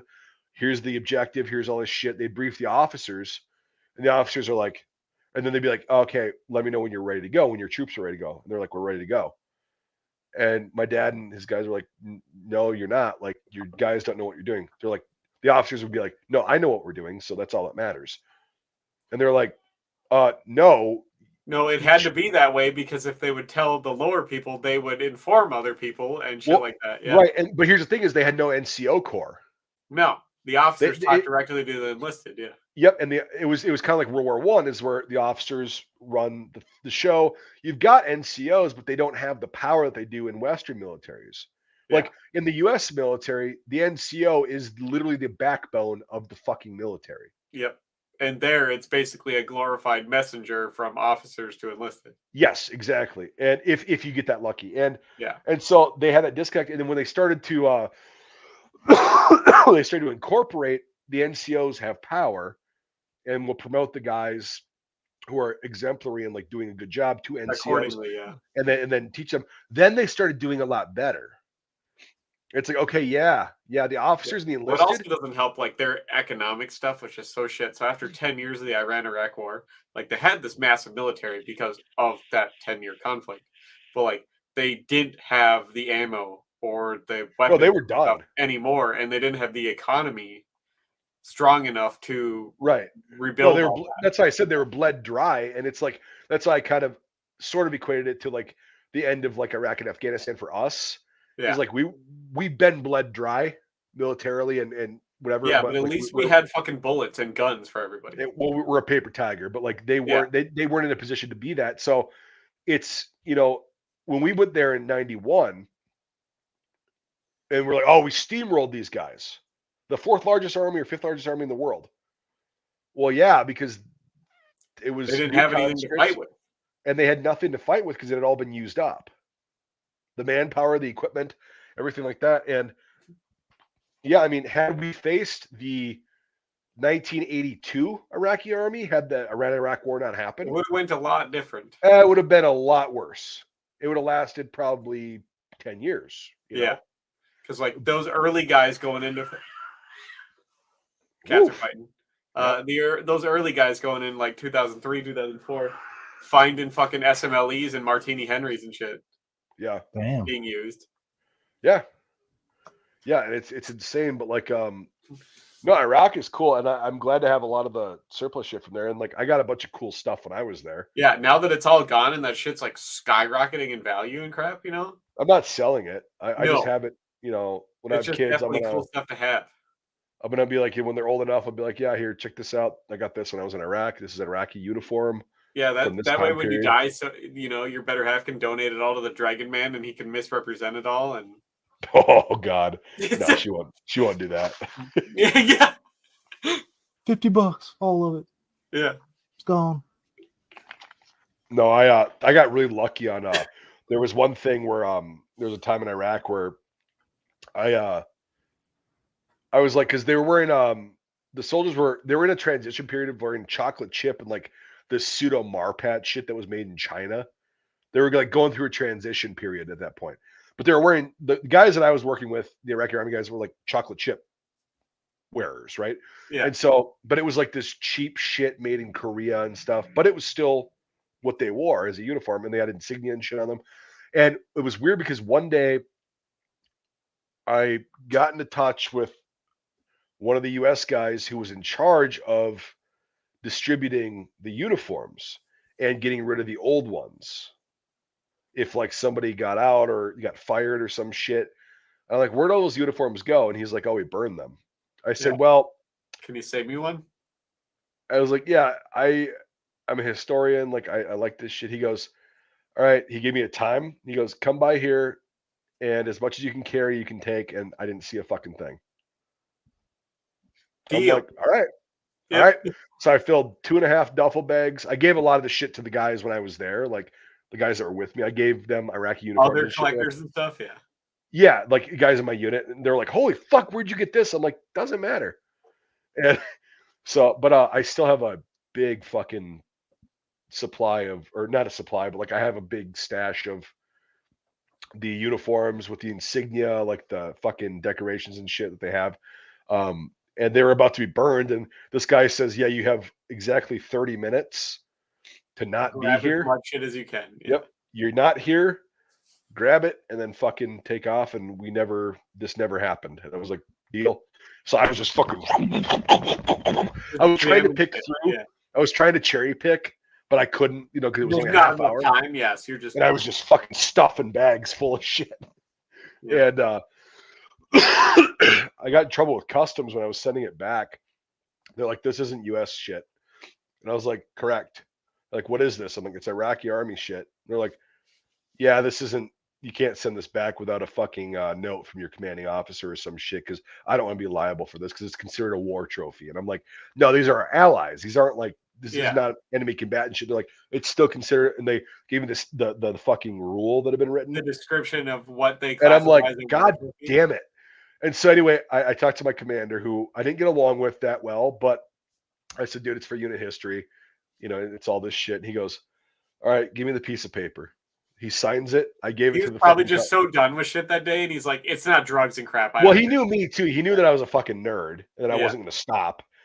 And so he signed it. I sent like 3 fucking Foot Lockers full of shit home, and they got home. And so I've got some really cool. Anyway, I got a bunch of really cool stuff. So that's like what I did. I sent out home a bunch of crap. Like I said, but like we were also a lot more freedom to like take crap than like you guys were. It's like I got a sword that I sent home. I got the whole A&A uniform that I found, and like a bunch of other shit, cool stuff. Yeah, they didn't let us send that shit home without written fucking. They basically, it wasn't illegal. It was just like the customs agent didn't want to be the one that would fall if something happened or somebody found it. Like, well, that was the cool thing about like Afghanistan. They still had like functioning like UPS and FedEx. So like you just go to the FedEx store. Well, no, we had the US. We had the mail service. No, I literally went to like UPS. Oh yeah, no, we didn't have that. Like an affiliate, and I paid to send this to myself. Yeah. Yeah, we had to go through USPS, and it was like the customs, they would do it Well, right I'm there. sure Iraq didn't have all the crap that like Afghanistan did, because Afghanistan actually had quite a lot of modern amenities. If you got to the When right you were also there way after I was in Iraq. Oh so yeah, like this is like that shit. 2010s. Yeah. Yep. So So yeah, but no, anyway, got that shit figured out and got it sent home, and I'm sitting on a pretty cool stock of really cool shit heck that yeah. I'm not going to sell. It's one of those things where it's just, if I give it to somebody that's a collector that'll appreciate it, yeah. But other than that, no, it's mine. Yep. Yeah. Gotta get a PT belt with a Republican Guard belt buckle on it, and there you go. I cannot find that fucking thing. I kept telling you, it's like, you gotta find that. So Dude, it was a pink PT belt with a Republican Guard belt buckle on it, sewn on professionally. And Trey, did you ever hear that story, Trey? I think so. All right, well, I'll tell it again for all the new guys that are on the stream. So, where I was at in Iraq was shitty because it was run by MPs. Offense meant, Trey. And they treated it like a garrison, but it was in Iraq. And I'm like, what the fuck? So, after a certain time in the day, you had to wear a PT belt, a reflective belt, over your right shoulder, down to your left waist. And I got so fucking mad at that shit. I was so fucking just like, there's snipers everywhere. There's fucking people all around. It's an easy target. And so we started reading the memorandums about what the regs were for the PT belts. And it said it had to be this thick, 3 inches thick, 1 inch reflective stripe, blah, blah, blah. That's it. Didn't specify a color. Didn't specify if you could have a different buckle on it. It didn't specify anything. So myself and a couple other people went to the PX and bought pink PT belts. And then I was like trading with the Iraqi guys, the soldiers, and one of the guys got me a couple Republican Guard belts and buckles from the old days. Like they were literally made in Austria, which is funny because they're the like push and separate. yeah. Yep, they're the old school plastic ones, but they had the Republican Guard, like the fucking eagle, the Iraqi eagle. And so I got one of those belts and I took the buckle off. And I was like, one of the guys that worked with the detainees and like was in the sewing program. I said, hey, can you sew this buckle onto the PT belt? He goes, fuck yeah. And so the next day he comes back, it's sewn on professionally. So I'm wearing this fucking pink PT belt around the fob with a Republican Guard belt buckle as the clasp, right? And I put it right over my rank so everybody can see. Well, anyway, I'm standing in the chow line with my buddy getting food at like fucking, I don't know. We were getting some food because we were fucking starving. And all of a sudden the MP brigade command sergeant major, who was a fucking prick, 89th MP brigade, go fuck yourselves.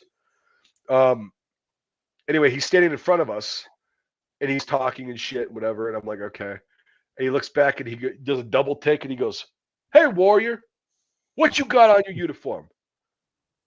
And I was like, I have a reflective belt, Sergeant Major. He goes, no, I know you have a reflective belt.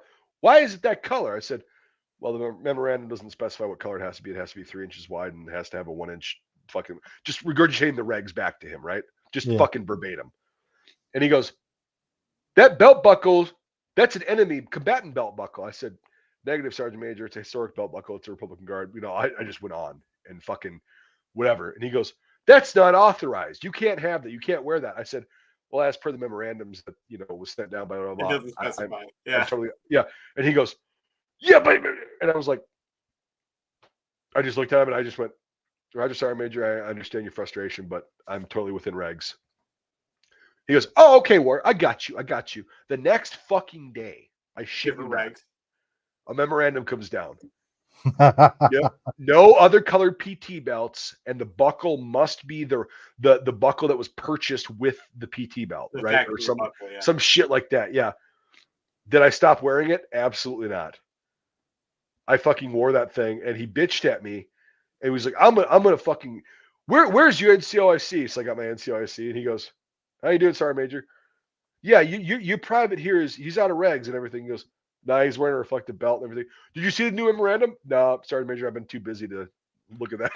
Fucking also, do not say that to an MP MP drop a Sergeant memorandum Major. like that requiring equipment that you were allowed to, you know, have out well, of and regs, it was funny because requiring you to get regs equipment without allocating money for people at the same exact time that memorandum was this big deal, about, I don't know, 800 feet of det cord and a bunch of other blast missing from an MP warehouse on the base. And then a couple days later, a bunch of VBIDs went off. So we should You have know been what? maybe Somebody probably who took that wasn't wearing their PT belt. right. Yeah. Right. Fucking MPs slacking about the things that they need to be slacking at. We had a But I guy just- in our group. Yeah. He, you know, the Black Hawk belt, the Velcro with the little. Yep. So I think we had a memorandum that you had to wear them. You had to have a PT belt on it of some kind, and so they got smart.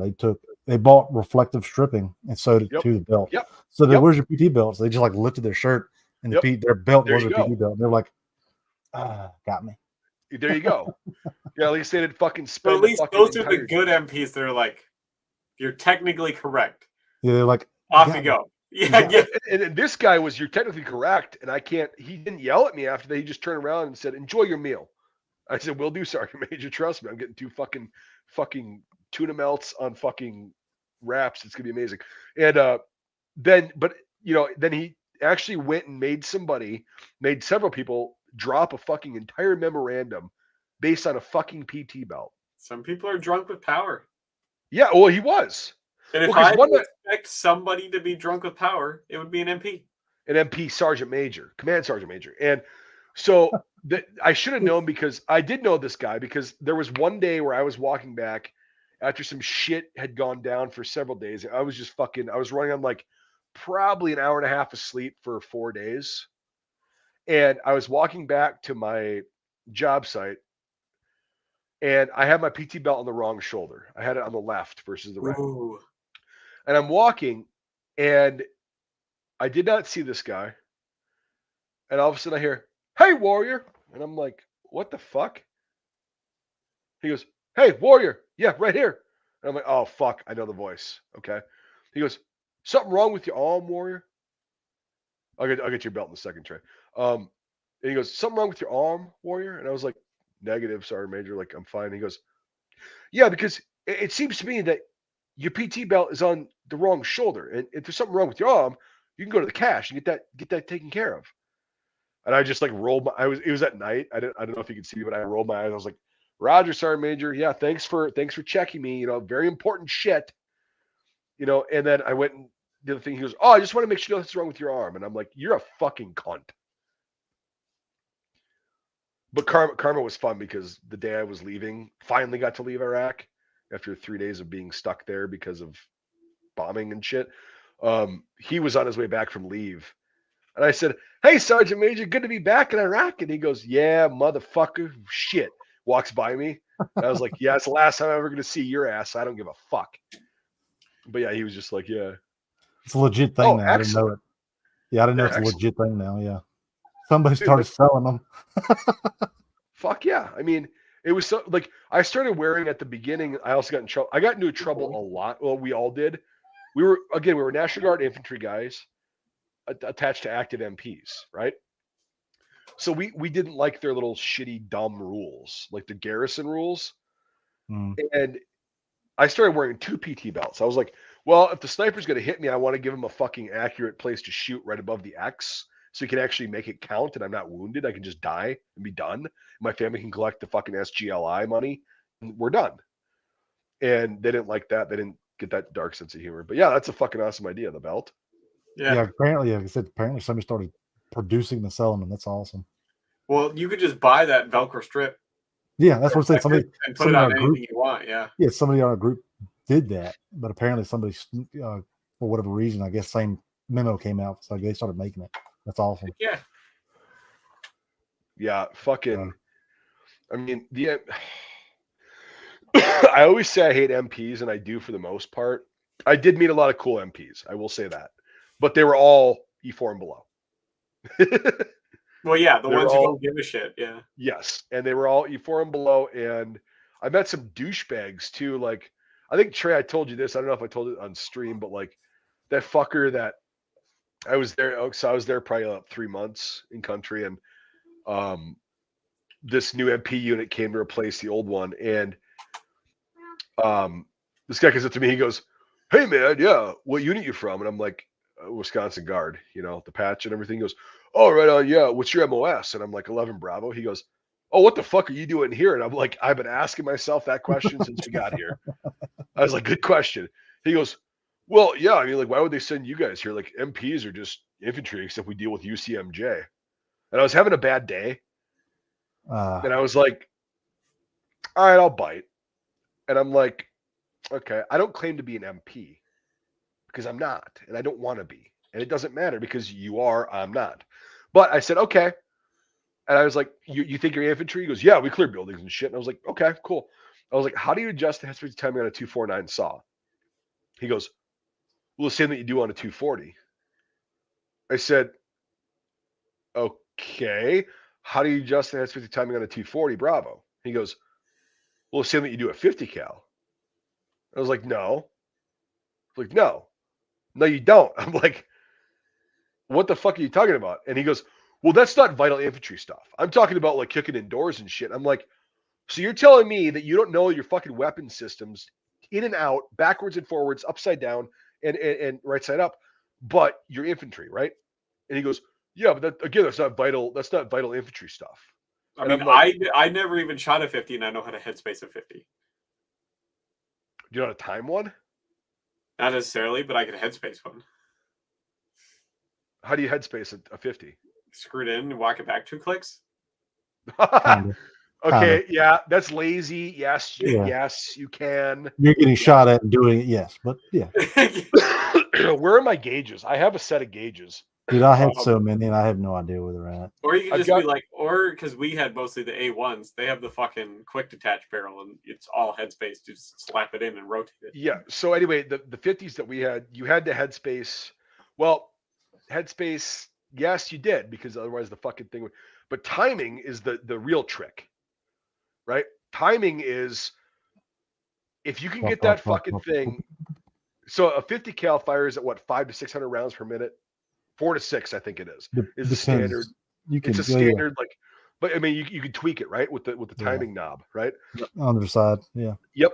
Now we had guys that could get it up to fucking 750 and still not flatline the fucking thing, and it would still headspace just fine and fire. And now that's not vital infantry stuff. That's what I was saying to this kid, and he's like, listen, I said, how about you just fucking worry about your job? I'll worry about mine. And don't claim to be my job because I don't claim to be yours. And it was funny because everybody was like, well, yeah, I mean, we're infantry. We just do this. Everybody can do your job. And I'm like, yeah, the basic shit, absolutely. You do it in basic. Of course. Everybody thinks they can do our job. There's more to being infantry. There's more to being an MP. There's more to being an engineer. I'm not an engineer. I don't know all that shit. I don't know the intricacies of the job. Yeah, we could all clear buildings and shit. We could do that, I guess. Clearing buildings is easy. If you just throw enough people no, into it's the not room, easy. you'll do it eventually. Yeah, well, I'm not Soviet, so. At Stalingrad, yeah. Right. Yeah. Not to defend him because he sounds like a shithead anyway, but. I mean, to be fair, you know how easy it would be to clear buildings if they gave some of these US guys a PPS H-41? True, very true. But yeah, not to defend him, but the acronym MP was also multi-purpose. They would just make us do whatever. They're like, do this, do that, because it wasn't just law enforcement. They would make us do anything. Like they got 31 Echo, which was a prison guard. They'd be like, well, y'all are basically MPs. Y'all could do that. Like, I've never worked in a jail. I've never guarded prisoners. That's what they did with us as 11 Bravos. They're like, you guys are now 31 Bravos or 31 kilos. And I'm like, no. That's not what I trained to do. Right. But anyway, it was the whole thing of like MPs. I got along with a lot of the MPs that were lower enlisted. They're like, all right, you're 11 Bravo. Cool. When the shooting starts, I'll look to you. And I'm like, fucking right on.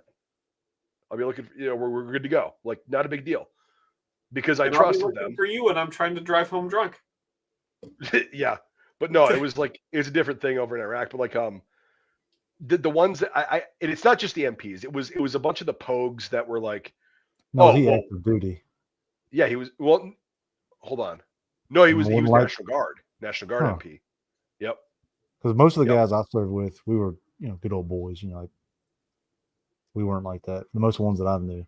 But you all, I mean, it's the service in general. You'll get shitheads in any branch, any. Well, that's the Or- thing is like, but it was I was having a bad day that day, and he just starts in on me, and I'm like, okay, motherfucker, and I'm like, I don't claim to know your job, like, shut the fuck up. Yeah. I mean, Like, I'll Jesus never Christ. say that I'm MPs or infantry, but they can do the infantry's job for the most part. Not It's like infantry can also be prison Yeah. guards.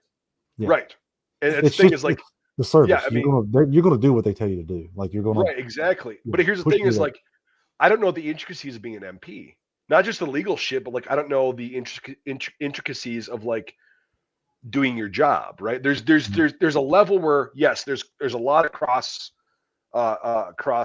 training that is applicable. That Yeah. yeah, Yeah. if you were kicking in a door and you were an MP and I was 11 Bravo, I'd be like, all right, stack up. Okay, Yeah. I'd have to talk to you because you probably wouldn't be in like with that, but like we could talk and bam. Okay, we're going in. I trust you. Yeah, Hopefully, for we the all most do part. we all do basic training. So yeah. Right, but like infantry is like you go when you get to your unit, it gets more as like with MPs, it's like it gets more intricate and like you develop skills that make your job a lot more Honed. doable. Yeah. Also, as well Yeah, as unit cohesion, because there's a lot well, of yeah, stuff unit that you learn cohesion. by Yeah, being with the guys that you could do now non-verbal. Yeah. that's what I was just saying is like I'd have to talk to Trey because he's not in my unit, but I would still be like, okay, you got this. All right, we're good. We're gonna kick in the fucking door. I'm just using that as one example. Like, okay, so convoy ops, yeah, I know MPs do that and everything. We all have our different SOPs and everything based Oh, on yeah. different experience and shit. And it's like, whatever. Like, I'll work with you because I know you're trained and I trust that you're a professional and everything like that. It's just going to be different than my idiosyncrasies of my unit and my MOS versus your unit and your MOS. Yeah, we can work together, but there's going to be a little bit of, unless we work together constantly, there's going to be a little bit of friction, not a bad friction, but just like a learning, growing pains kind of Yeah, thing. yeah. Yeah. You got to get And that- cohesive. Right. And that's the thing is like, but when I heard fucking, MPs, engineers, fucking truck drivers, which I do respect the fuck out of, do not get me wrong, fucking just pogues, I call them, right? Yeah. Saying, oh, well, we can do your job. Like your job has the shortest AIT time and like everybody can do infantry's job. I'm like, training, perhaps, yes, because everybody does a certain amount of it. But like, again, when you get to your unit, you learn things. They're like, okay, do you know what 10 gun is? No. I don't Okay, think so it's when you're. I don't want to grab a rifle. I mean, I want to grab a rifle, but I'm not going to. So if you're doing mount, right? You go in like this, okay? Weapons down, pull up. 10 gun is you hold it underneath your shoulder like this. And so that way when you go into a room, it's kind of like the SEALs do. It's a variation of that. It's an older variation of when you go into a room, you pop out like this. So if you go into a room, you kick in the fucking door, and there's a dude right in front of you, armed or unarmed. Yeah. You have the ability, because you've got your arm back like this as a spring, to pop the muzzle into him, knock him the fuck back, get him the fuck out of the way, and then go do your sweeps, right? But also doubles is the fact that you don't need to bring it up to the shoulder to shoot. Correct. You don't need to push No. out in a You're quick there. reaction moment. You can fire it from right here. You're there. Yeah. You're there. Yep. It's Yeah, the and same it's not- method as the pistol. Instead of coming up. Yeah, It's you could shoot from punch here, out. but for a well-placed shot, you bring it out to here. Yes, exactly. And that's the thing is like little stupid details like that is what, yes, infantry, I guess on paper for training is not a hard job. But when you really get into it and the guys that have experienced the shit, you learn so many more little things. Just like being an MP, you learn so many little things from the guys that have done it for a long time. And it's not just this super easy thing. Being an engineer, same thing. Artillery, same thing. Even fucking the pogues, like the fucking 42 Payload alphas and shit installers. like that. Yeah. Fast food workers. Well, right. And that's the thing is like I never bitched about cooks. Well, there's one specific cook because I didn't like him. I bitch about the cooks a lot. How hard is it to heat up a fucking 10-pound can of peas? Sure. Cooks, supply. Our supply NCL was fucking top notch. Probably one of the there's best a lot in of the those Army that at suck, that but point. if you have a good one, they're worth their weight. They really Dude, he's probably one of the best in the Army at that point. Now, I'm not saying guard, reserve. I'm saying the Army at that point. He was fucking one of the best. Fucking amazing, right? all you gotta So know what they're doing is cooks, supply, and our medics. Never fucking. We were always on good terms with them, all of them. I will never bitch about them. And also truck drivers. So I'll get back to I won't that, complain about truck drivers. dude. Because I asked some guy that was talking about something. I forgot what the fuck it was. I'm like, do you know who has the most Purple Hearts and combat action badges of the GWAT? Truck drivers. The 88 Yeah. Mike. The convoys. Yep. Yeah. Most of the 88 Mikes that I met and that I worked with in Iraq, who had been there before, had at least one Purple Heart.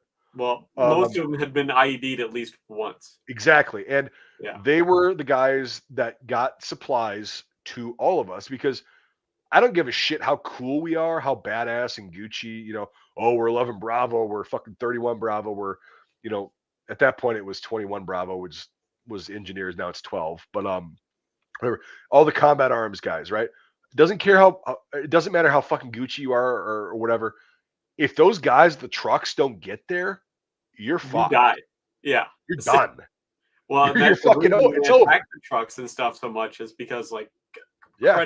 credit's due to these people. They know that if you stop the trucks, you stop the U.S. military. Without that consistent supply chain, you could have the full force of the world's largest economy behind you, but if you can't actually get the shit to where they need to go, and that's the thing is logistics people in the military. I call them pogues, yes, but they are the ones who make it happen. And it's like there are every job in the not every job. Most jobs in the military are essential, right? Yeah. Like they're really cable installers, fast food workers. Hey, finance. You don't get paid. Your soldiers aren't getting paid. They're not going to fucking fight. They're going to. Well, it also doesn't matter because if the government goes into a shutdown, you're not going to get paid anyways. No.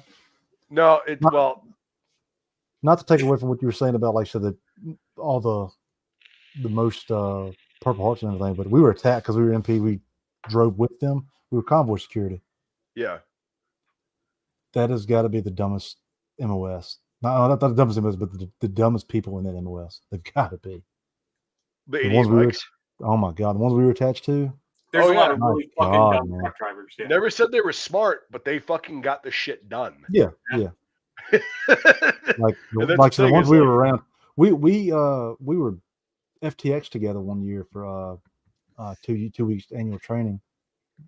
We walked into their camp one night and confiscated or kidnapped their commander.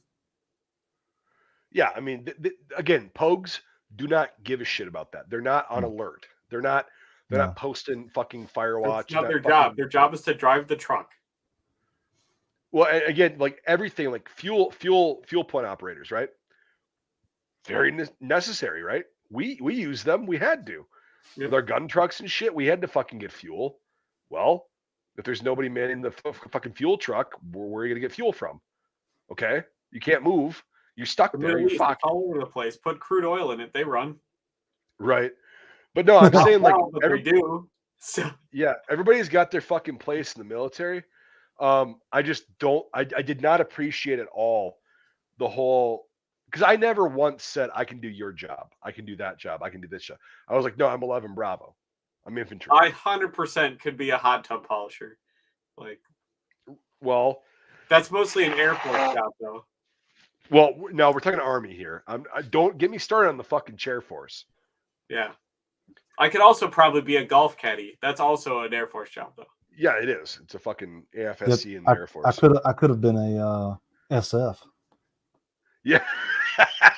Wear your little faggy beret. Yeah. Basically, I'm SF. Dude, those guys, oh my God, there was a time in Iraq where we were about to leave, right? So we were on this fob that was like away from us, like we were doing the right seat, left seat shit with the new unit from Texas that was replacing us. We decided to have a football game because we're like, hey, we're leaving in 5 days. Cool. We had a football game, and my fucking team leader broke his fucking ankle by twisting it. So he was like pivoting, his foot planted in the sand, his body moved, and his foot did not. Oops. It's like broke his fucking like bottom of his leg, right? And he's a big guy. He's 6'3", 6'4", and he was like crying. He's like, "Fucking God!" And we're like, "Okay." Yeah. So we go, and they're like, "Well, he's got to go to the cache at the airport, right? There's a big fucking medical facility at Big Data International Airport, like it's like it's a hospital, right? So it's like made to like deal with shit like that." And they're like, "Well, somebody's got to go with him. Everybody else is tired as fuck." And I'm like, "I'll go with him." So I grab my rifle and I go there, and we're going through the fucking gate security at BIOP, and it's a fucking SF guy, security forces, not special forces. Yeah, And he's let's got his little clarify faggy that. beret on, and he's got his M4 slung like a fucking tactifag retard. He has M9 sitting here, and I'm like, huh. So he goes, "You guys got ID?" And I'm like, "Okay." So I'm trying to fish the fucking ID card out of my team leader's pocket, out of his PT pants. He's like, "Yeah, it's fucking here. Okay, got it." I'm like, "Yeah, we need to go to the cache. Like, I'm gonna wound here." He goes, "Is it a combat related?" I'm like, "No, just fucking, we gotta get to the cache. Like, here you go." Yeah, So he we're in looks at the PT. IDs. These are the cat cards. He goes, "These don't," because they were all like frayed and like the plastic was coming off of them because we had to show them so much where we were at. And he's like, "Are these legit?" And we're like, "Oh, dude, don't fuck with me right now. Do not fuck with me right now." And he's like, "Yeah, I'm gonna have to have you guys pull over and I'm gonna search the vehicle." And the driver, I forgot who the fuck it was, is like, "No, retard, you're a fucking idiot. This is all you do. We've been fucking out there, like he's fucking hurt. We need to go to the fucking cache. You got the fucking cat cards. They're peeled because we've been in here for fucking 9 months and like whatever." And he's like, "Oh, well, okay, I'm gonna have to call my supervisor." He's like, "Nope, all right, I'm going." He goes, "Give me the fucking cards." And the driver like hands us the cards as he's like speeding through, and I'm like, "Oh, great, we're gonna get fucking stopped." Yeah. Nothing happened. This little security forces faggot was like, "Oh, I have nothing better to live for, so I'm just gonna hold these guys up at the gate." Anyway, we got to the cache, and like I spent all fucking night there with him, getting X-rays. And then he come out and he's like, "Fuck." Finally got it set, and then he's on crutches. They sent him to fucking Germany. So Oh, he nice. got sent to Germany, and then we were all going home. He ended up getting home way after us. Oh, damn. Yeah, it was fucked up. Like, I mean, he really fucked his leg up. Like, it Mm. could have been like a permanent. Like, he would have. Yeah, it's. But anyway, it got fixed, and so we get home, and everybody's like, "Where's so and so?" And I'm like, "He got hurt, and he's in Germany." "Oh, he got wounded?" "No, we were playing football, and he fucking broke his leg." Oh, Get that man his Purple Heart. right. Yeah. It was just fucking insane. But like, I mean, that was the thing. We were 5 days out from leaving, and he gets fucking hurt. He made the whole That's what deployment. happens. You guys do Oh, stupid shit damn. like that. Somebody always gets hurt. Well, that was his second deployment too. He got blown up on the first deployment with an IED. He had a CIB and shit, and like he was good to go, but he broke his fucking leg 5 days from us redeploying, and then ends up being in Landstuhl for like a month, and then gets back after we're all home and everything. But I've got to jump off, guys. I'll see y'all another night. all right, cool. Good chatting with you, bud. Yeah, man. Yep. See. Just us now. Oh God. Me, you, and the neck pillow. Yeah, I'm doing all right. I'm just fucking. I'm gonna go grab some more electrolytes. Good. You get your electrolytes. I've been pounding fucking water and electrolytes all day. I mean, see, about the only thing you can do until that shit rides through. It takes about 2 fucking weeks. I hope not, because I have shit to do tomorrow. But yeah, I'll be right back. You can entertain the. I haven't even been looking at the chat, so we'll fucking address that when I get back. So I'll be back. Sounds good. Ugh. Hey, Victor boy, what are you doing? Just purring back there? Okay. Doing a snooze? What's up? It's just me and Victor boy.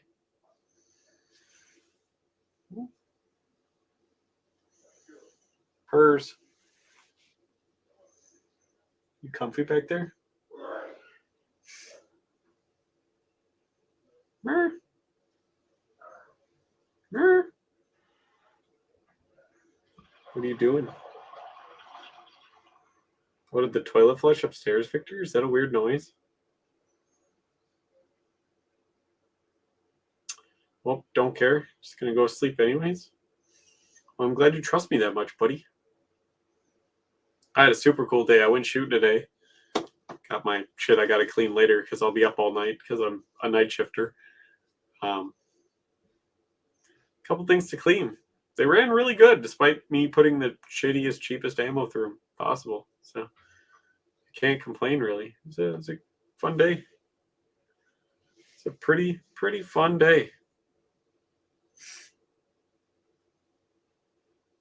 Got some other errands done. Thought about buying a drill press.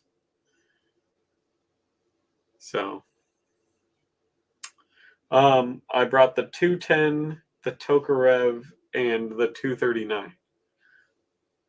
So because I only wanted to pay for an hour of range time after I was done, because I qualified to be on my. I was waiting for a spot for a long time to be on my agency's shooting team for when we do competitions with all the surrounding agencies and stuff.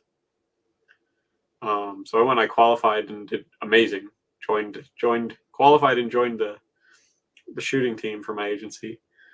And then just stayed there for an hour and shot some other people's stuff, let people shoot some of my stuff. The 239, I really wanted to see where it was hitting, and it's hitting dead on, but a little bit to the right, so I got to drift the sight over. Just ever so slightly. It's hitting about probably 2 centimeters to the right of the bullseye at about 10 meters. So just got to be tweaked ever so fine. And the 210 is just a fucking laser beam. That thing's just off the rails accurate. So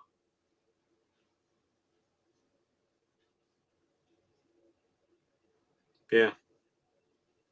Tokarev did its best.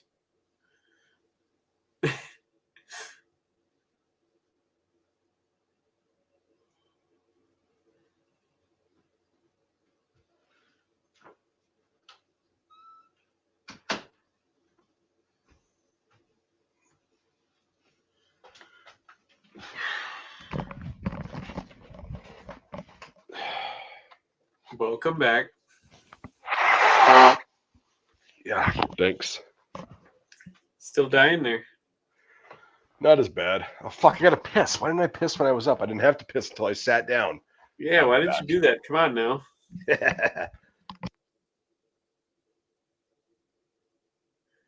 Well, he didn't go to the bathroom. He didn't need to wash his hands.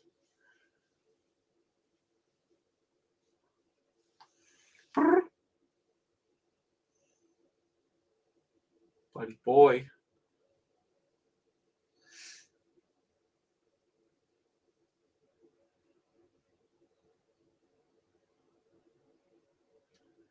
Just purring up a storm. You're like a back massager. You having a good time back there, buddy? Huh? Now look at the peoples. Look at you.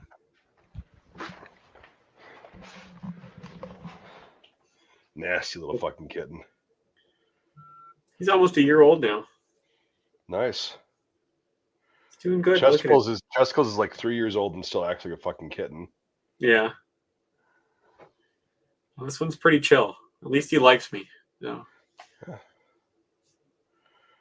Ugh. Fucking. All right. What do we got in the chat? No, mostly everybody appreciating us for saying the Pogues do good work. Oh yeah, the whole like, oh, infantry the best, whatever. No, it's fucking. We're dipshits for doing the job because it's a yeah. The infantry's the best at doing infantry stuff. Weird, right? But it's like it's a shitty job. It's really like it's so glorified in like fucking cinema and everything. It's like most of the time you're just sitting there miserable. Yeah, the elements. Literally, what the infantry does best is be miserable.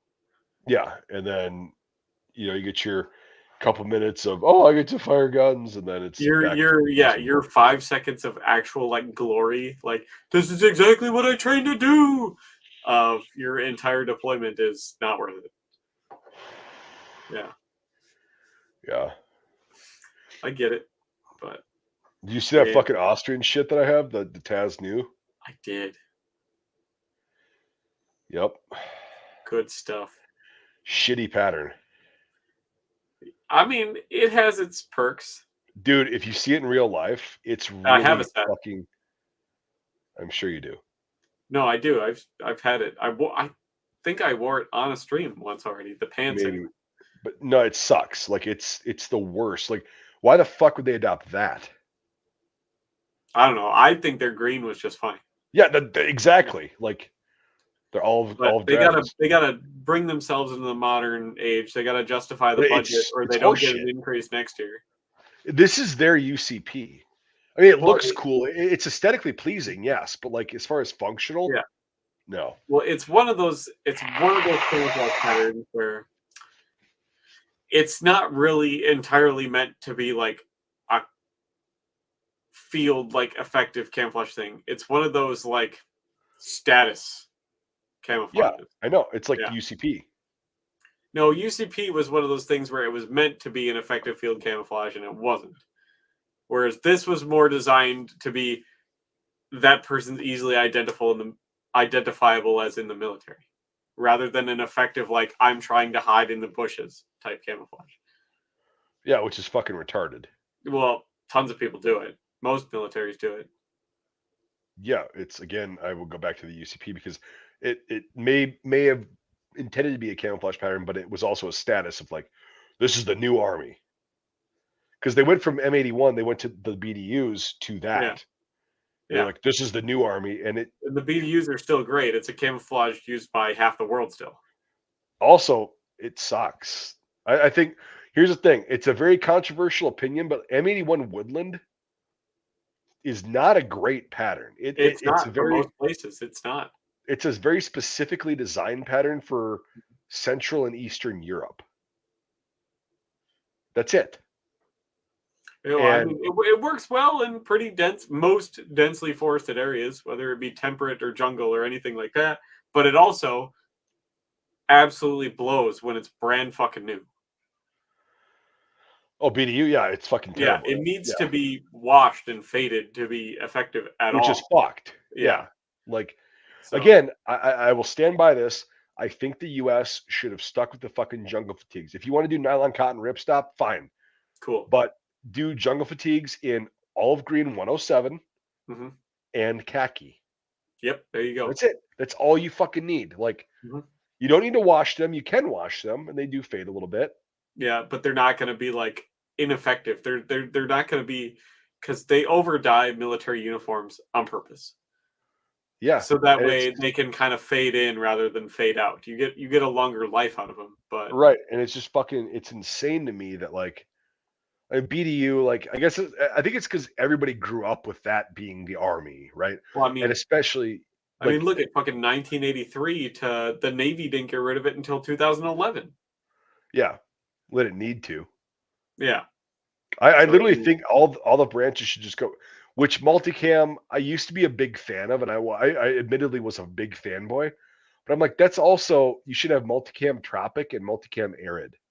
yeah, they should adopt a spread of multicam. Yeah, That's it, because it's not a multi camouflage. Like it's way too tan. Like up here in the summer, yeah, dude, it stands out like bright, a fucking sore thumb. CADPAT is a Right. little bit too dark, but it's still better than multicam up here. Yeah, well, it's one of those things where if it fades just right, it's good. Where multicam is too bright from the get go. It is, and it just keeps fading lighter. Because like the BDUs also work really good around here in the summer if they're kind of sun faded. Yeah. So back in the day when I was doing paintball, I got a set of the Frontenac CADPAT shit. Yeah. Which is the closest you could get to like the issued stuff. It's the same material and everything. I literally had people walk 2 feet away from me, and I was curled up in a ball, like in some like brush and shit. I was curled up, and I literally had people walk 3 feet away from me and not see me at all. Yeah. It's vibrant stuff. I got some of it right here. My rucksack's right here. Like, and that's not very faded. That's pretty green, but it Right. works really well around here. Well, that's the thing is Cadpat is again still one of my favorite color schemes for up here. Yeah. Because At it's least got they that. did the smart thing where they're going to like the multi-pat, which is Right. halfway between arid and temperate Cadpat, but they're keeping arid and temperate Cadpat. Right. They're not trying to have a one, end all be all type camouflage. So I'm gonna send you this on Facebook. I don't know if you've seen this before. And then I think Canada's being really smart too because they just went and they're going to kind of do like what the Marine Corps did. They're just going to Coyote Brown all their equipment. Yeah, I mean, You could use it with every uniform. Which, because in the grand scheme of things, it's not going to do so much nowadays, anyways. let me see. I'll just put it in Friday Night Shite chat. You ever seen that kind of camo before?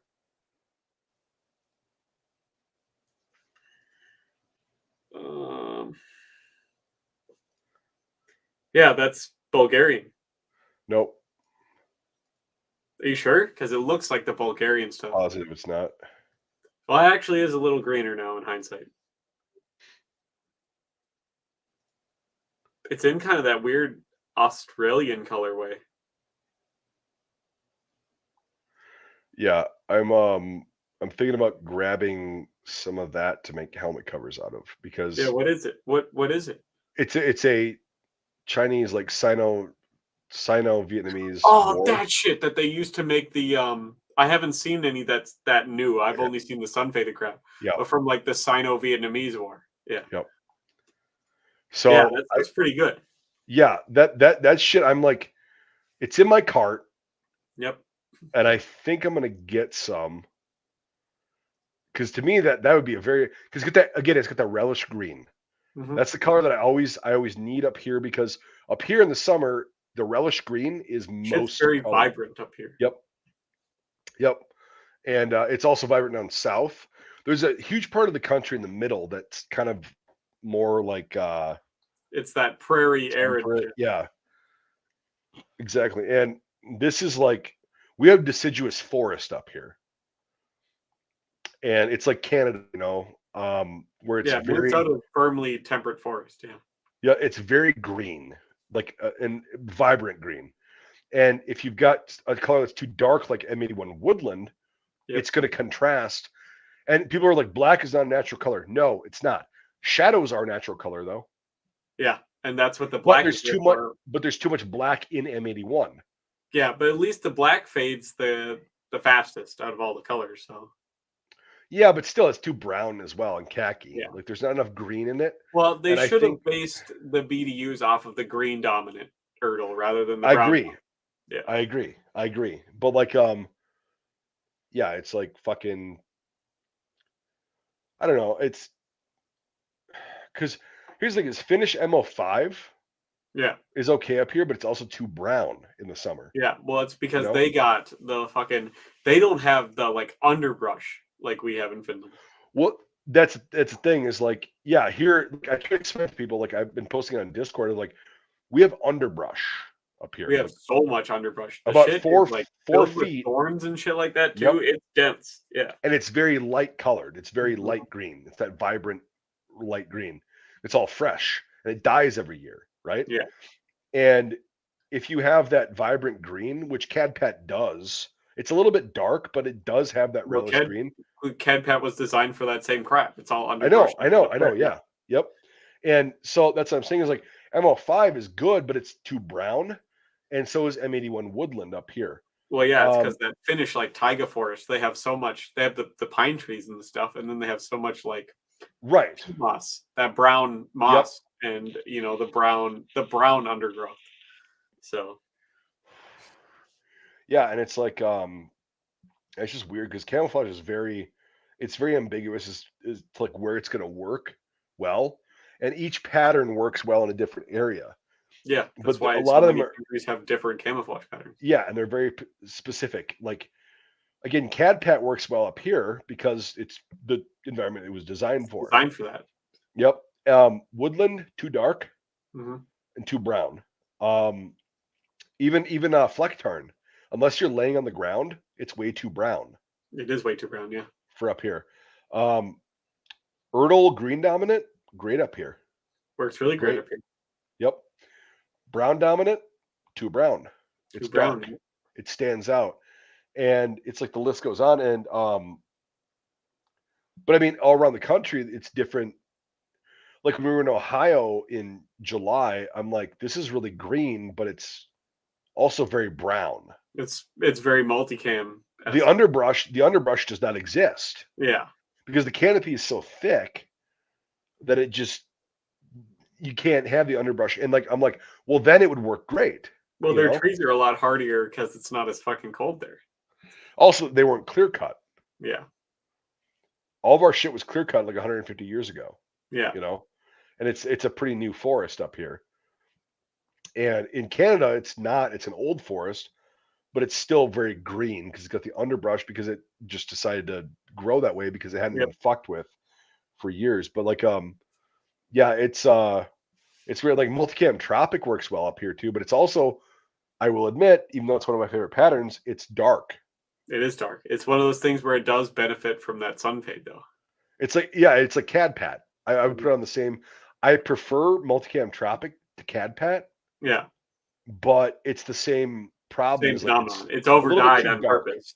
Yeah. A little too dark. Yep. And once it fades a bit, yeah, it's fucking beautiful. But like, yeah, and then so go to a desert environment. Pink is awesome. The best. That Saudi shit that they have, the digital shit. Yeah. It's got a lot of pink in it. Yeah, it's based on CAD Pad. It is, yeah, but it's desert CAD Pad. It's more rectangular than square, though. That's the thing. It's stretched, yeah.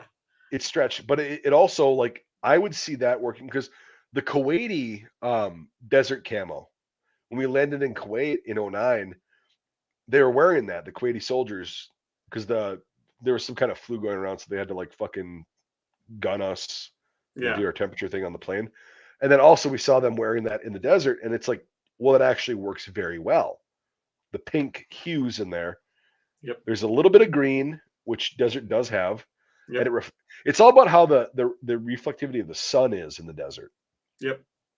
And the pink and that teal color, kind of bluish, is actually a very effective color scheme. Not because of the surroundings. Like, I mean, sand is sand. It's tan for the most part. A lot of it has to do with because sand is mostly quartz and how light reacts with it. Yes, exactly. And how shadows react with it. So like it gets the light from the moon, and it can actually be that kind of bluish gray color. Exactly. Yep. And then like during the day, it's sandy pink. Yep. And that's the thing is, yeah, it's fucking insane, like desert colors. And that's what I was saying. I've said it a million times. Like our frac U's, our fire retardant ACUs, when we would wash them, they would fade to like a pink color, and it would work a lot better. For sure. Like it's like the Russians in Syria, their desert uniform is a solid pink, sandy pink color. Yep. And that's a great color because that's the way the sun reflects off of the quartz and all the minerals in the sand to be pink. And it's just, desert is very weird because, well, there's also so many wide variations of desert throughout the. Right, I'm talking like Saudi, like fucking Middle Eastern desert. Yeah, the ocean of sand desert, but like you look at like the southwestern American desert, entirely different animals. Oh no, I know, and that's where chocolate chip was from because they got rocks and like shadows and shit on the rocks. Yeah. And you look at like Mauritania and like Western Africa, like the desert states of the Western Sahara, it's pink and it's like red almost. It's red, really it is. And it's fucking like you have to adapt for that. And yeah, like there is no, that's why like I made that video a while back. I should probably remake that and do a little bit deeper dive. Is like there's no one like right camouflage pattern. That's why multicam, it works in a lot of environments, sure, but like it's not the best. Yeah. I don't know. Again, as a fanboy, when it came out, blue is the way to go. Just saying. I'm just saying. All right. That boat and water camouflage. It's always pretty consistent, no matter what nationality. Okay, do you know why they fucking did that? They tried to replace the fucking denim uniform. which is blue. Yeah. You know why it was blue, dark blue? Because it would hide grease stains. Yep. Okay, so the Navy working uniform. Yeah. They tried to do that. It was dumb. Well, the whatever. base color of the NW Type 1 is the same color the denims were. That's the primary color. Right. And the 3 other colors in it were the primary boat colors. Right. That's all it is. It's literally the same blue that hides grease, and then the 3 boat colors. Or just stick with the fucking denim uniform. Well, the problem is, the NW uniform was also designed specifically to break up the outline of soldiers against the silhouette of the ship. Why? For ship, because the Navy's still kind of obsessed with that potential ship-to-ship thing. Okay, yeah, that hasn't really happened like in a large scale since Jutland. Yeah, exactly. But it helps break up the soldiers' outline against the ship. Yeah, that's the secondary purpose. It's still primary. It was also honestly, it was also like you said earlier, it was the image thing. It was like, oh well, we're going to be a 21st century Navy. No, it was the last branch to bring it into the modern. Wear the fucking denims and the fucking Cracker Jacks. Do that. The Navy working uniform was always denims and a fucking blue shirt, and it was always really fucking good, and it's always looked really good since like the 1800s. It's been unchanged. Don't fucking change it because it's camouflage. No, you don't need it. Like, have them wear the fucking Navy working uniform, the original one. You know, it's like, yeah, it gets fucking stained, it gets destroyed. It's strong. Yep, and also it blends in with the ship. And it was also functional because there's a lot of stuff about the Navy. Weird thing about the Navy that a lot of people don't know. They tend to work around water. Oh, really? Yeah, I know, right? Shocker. But the actual denim uniform was designed to be very easy to take off if you fell in the water, to make it easier to swim so you don't expend as much energy. Right. The new Navy working uniform is a pain in the ass to get off while you're in the water. Yeah. That's why they had the bell-bottom dungarees and stuff. They were easy as fuck to take off in the water. So. And also, it would like deflect fucking grease and oil and shit and slippage from getting into your boots. Yeah, 100%. Right. No. And it's like, why that? Here's the thing: is like because it became fashion instead of function. Well, yeah, I know. The reason they got adopted the same way ACU got adopted. Somebody's fucking palms got greased. So that's the main reason. Yep.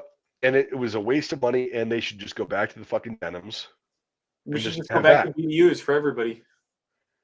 Yeah, if you want to have a fucking, whatever. But like again, the pattern is like we're in an age where like camouflage really. Besides, it doesn't matter. We could see your fucking heat signature from space and drop a missile on you from 400 miles away. Well, the enemy doesn't have bullshit. They do. They do. Here's the thing: the people we're going up against right now that the camouflage is actually kind of used for are people that are so technologically inept. But the problem is, they don't have people that look like us there, so it doesn't matter what camouflage you're wearing. Really quick, I got to address this. Yeah, we engage with the audience. We're just having a conversation right now. Sorry, fuck me, fuck us for having a conversation and like just talking about that shit, not engaging with every little fucking comment you have. Yeah, don't be an asshole all the time. How about that? Yes, and that's not true. Free America. ACU actually did work in a decent amount of environments here in America, like especially up in the mountains. Also, ACU is the cut, by the way. If he's going to be an asshole, I'm going to be an asshole. ACU is the cut. Army Combat Uniform is the cut of the uniform. It's not the fucking pattern. The pattern was UCP, Universal Camouflage Pattern. So, there we go. Enough engagement with the audience. Yeah. And I'm not pontificating for my own entertainment. Multiple UCPs, it was actually UCP Alpha. We're going to be real specific. Yes, it is. Alpha. And then Delta came later, which I made a video on. A couple of videos. There is actually... There's 4 or 5 or 6 of them, Delta. They had Bravo and Charlie and Echo as well. So yeah, I know, but Delta won the trials and then was used. So is that enough? Is that enough in engagement? I'm not pontificating for my own entertainment. Like, are you happy now? Are you fucking satisfied? Are you not entertained? Are you not entertained? Anyway, Furious keyboard clicking. Just waiting for I, it. I know he's gonna be. You guys are fucking assholes. Blah blah blah. Well, I thought I was actually really respectful with my answer. About Okay, you're an asshole then, Mike. Fuck you. Yeah, I mean, like, don't make dumb comments like that. Like, I'll get to the fucking comments. We're having a conversation, and it's all about you, though. It's all about you. Oh, I'm watching, so I need to be the center of attention. Now you are. Thank you. And besides, the ACU cut also sucked. It was very boxy. The cut and the color sucked. was dumb. Velcro sucks. Velcro's awful. Yeah, it's fucking terrible. I had to wear it. It fucking sucked. It was fucking noisy, and it was cumbersome, and it wore out. Yeah. And then it was shit. I even got rid of my regular work pants, like my 511 work pants, for like BDUs in my uniform colorway, because buttons are so much more quiet and they're so much easier to fix. And because the pants are not $80 a pair, they're $25 a pair. Right. So, as cool as it is having that fucking rubber no slip waist for your shirt, on your like $120 pair of 511 pants, I really don't need that. Well, should I just legged out? You there? Yeah. Fuck. Yeah, it's cold and windy, so like temperature's dropping pretty quick. It's not going to be great. Yeah, it's I'm not looking forward to it. I got a lunch to go to tomorrow, like right at noon. So not only do I have to fucking get up early then for me, because normally I'm not even getting up until like 2 or 3. I got a wedding tomorrow, so that's fine. Oh, that sucks even worse. Yeah, I'm sick as fuck. I hope I'm better by the morning, but just drink a shit ton of cough syrup before you go. I'm just drinking electrolytes and get that fucking cold medicine in you. Give Big Pharma what they deserve. Nah. Oh, come on now. I can do it without that. Zinc is good, yes. Yeah, take your zinc at least. I'll just go suck on a fucking ammo can. There you go. Yeah. There you go. Yeah, but what the fuck were we talking about before? Dipshit made it all about him. Oh yeah, camouflage in general. Like, I don't know if like that. I don't know how fucking. Again, I'll go back to it. Jungle fatigues. Yeah. Olive Green 107 and khaki. It was a really, really good cut. It was really, really comfortable. And that's it. Like it's. I don't think camouflage is necessary anymore. Like it's not, because everybody just wears it. It's like everybody looks the same anyway. Well, it's one of those things where like military stuff everywhere always comes full circle. You know what I mean? Mm-hmm. Because like you look at like bow and arrow eras where you're like people were actually like relatively camouflaged. There was quite a lot of militaries and stuff like that had archers and stuff like that had very functional camouflage uniforms. Then guns come around and then suddenly it doesn't matter. People are wearing bright colors and then guns improve and people go back to camouflage, you know? And then we get into like where eye camouflage doesn't work super good anymore because now we're trying to trick night vision devices. And, you know, things like that. And everything's coming full circle. And now we're getting the part where like camouflage isn't really going to trick thermal drones. No. You know? And that's kind of where we're sitting. So it is becoming pointless until some new innovation comes up. And basically the new innovation to trick a thermal drone is cover yourself in mud. So we've come almost full circle, like back to what cavemen used as camouflage. Right. So it's funny how that works. You know, once you realize that pattern and stuff like that, that we're literally the best camouflage we have nowadays isn't any fancy fabric or any pattern. It's literally covering yourself in mud. Yeah. The same thing that fucking cavemen did tens of thousands of years ago. Yeah, I mean that. Damn, a good chunk. Yeah, it's Yeah, it is coming full circle, and it's like, I mean, a lot of this shit happened in the First World War, and it's like, yeah, we're coming full circle again because the First Yeah. World War is like, yeah, when you're covered in mud, you blend in with your environment and whatever, and Well, it just resonates. There's always a bunch of those things that resonate with me and stuff, especially like they always say the next war is going to be fought with nukes, but the one after that's going to be fought with sticks and stones. yeah, Pretty much how it works. Full circle for everything. yeah. So Oh, a lot better. Look, there was there you go. pressure in my teeth, and I'm like, what the fuck? So I just, the floss pick, Yep. a lot of chicken coming out of there. Made burrito bowls earlier. Good stuff. It's true. Yeah, so in 13 days, my buddy Chris and I are going to be flying to Texas Heck yeah. and interviewing. I think, did I tell you about this? No, first I'm hearing of it.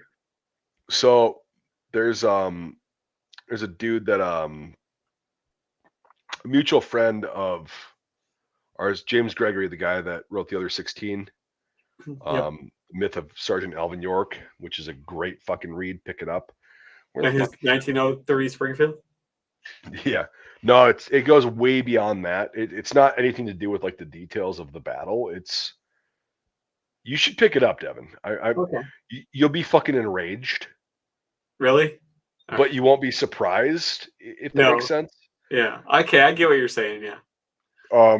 But yeah, there was a lot of shit. Anyway, so James Gregory, I met him finally in real life. I've known him for a few years, but I met him in real life in Ohio in July, and we were talking there, and he had been talking to this Vietnam veteran named Don Stout, and Don was a supply sergeant, and he joined the army in '63.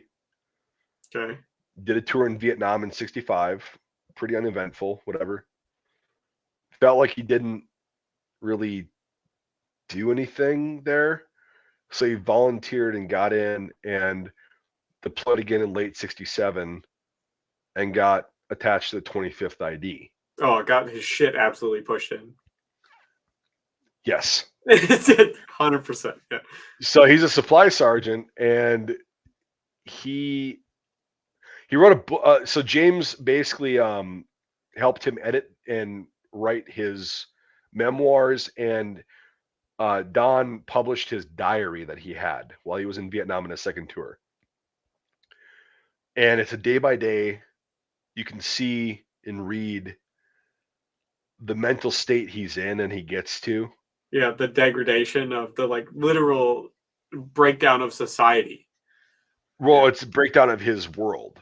Yeah, And exactly. it's like, yeah, it's like, and it's day by day. And sometimes he writes a paragraph, sometimes he writes a page, depending on Sometimes the day. it's a little sentence here and there, like you're tired as fuck. That's all Exactly. I can Yep. do. But he's like, yeah, I just want to do this. So, I can look back on it. And he finally did that. And James got it out of him after all these years. Because he got back in '68, late '68. And that's a whole story in itself. But like in Don's book, where the fuck do I have? I think it's on my bookshelf. Anyway, so I bought his book. I bought both of James's books, but like Don's book is called "I'm Just a Supply Sergeant." Yeah, that guy just put in the comments. Yeah. Oh yeah. Okay, so Darius has read it. Yeah. So when you read that, going back to what we were talking about of like pogues and like, there's guys that infantry guys respect. Supply guys are one of them. And Don was a good supply sergeant. He did the best he fucking could with what little he had Yep. to get his guys what they needed, right? And anyway, James, when we were in Ohio, he's like, you should start talking to this guy. And I was like, all right. So I opened up communications and I was like, hey, I'm Mike and blah, blah, blah. James told me about you. Long story short, Chris and I are going down there and we're going to be recording a podcast. And I've never done anything like this before. It's going to be, me and Don talking there's gonna be no questions. There's gonna be bullet points that I might want to touch on that I Yep. have written down, but there's Things gonna be that like can you no elaborate just a bit? Yeah. right, but no questions. You know, Yeah. like it's just gonna be we'll start out talking, and he can use his book as a guide, I guess. But like he can only write so much in that book, Yeah. and there's a lot A in lot that book, easier to articulate with right? words. And also like I've been talking with Don since about August, Yeah. like on the phone and stuff, and we thought the guy's 78 years old, right? Getting But up there. Yeah. when we start talking though, he's fucking 20 early again. 20s. Yeah. Yep. And we just talk and and here's the thing is like the reason I kind of want to do this, and my buddy Chris has been pushing me because I'm like, yeah, well, I don't know if this is a good idea. And he's like, no, trust me, just I fucking just do it.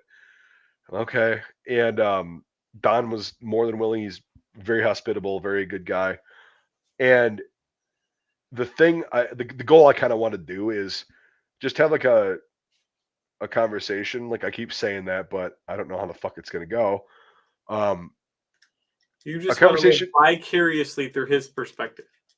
No, not really. I want to have a conversation between because here's the thing: is I noticed this before I did my time and everything, and I was in the military and went to Iraq and shit.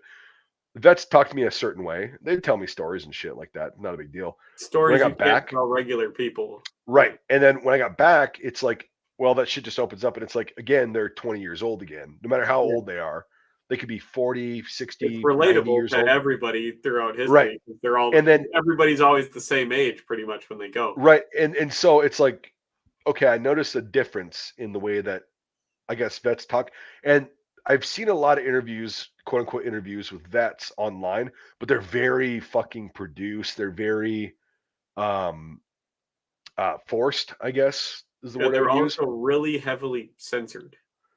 Yes, and I want to have just a talk like people like talk. Like I'm a young vet, he's an old vet, okay? Different time periods, we have a lot of similarities, we have a lot of differences, right? But I want to get his story. He's going to be narrating his audiobook, by the way. So it's not going to be like a verbatim reading of his audiobook.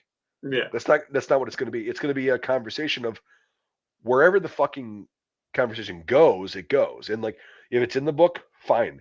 If it's not, a lot of the times when he and I talk, we just talk about dumb shit that people that we were with did. That we Yeah. remember. We're like, this fucking oh great, get this. So this fucking This idiot, fucking guy, yeah. he did this. He thought it was gonna be a good idea, and this happened, and blah blah blah.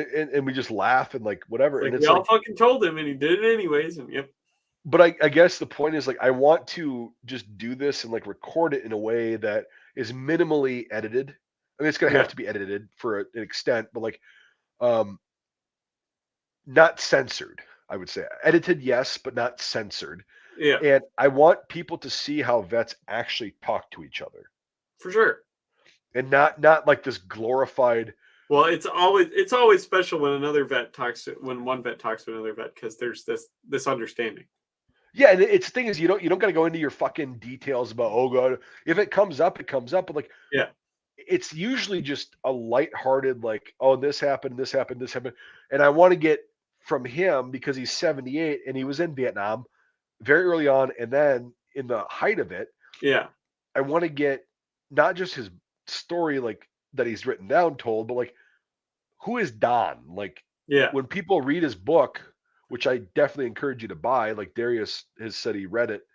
Um, yeah, you read that, and then also this conversation. I don't know how long it's going to take either. That's the thing is like it can take 2 hours, it can take 12 hours. I don't give a fuck. Whenever it's complete, it's complete. Yeah.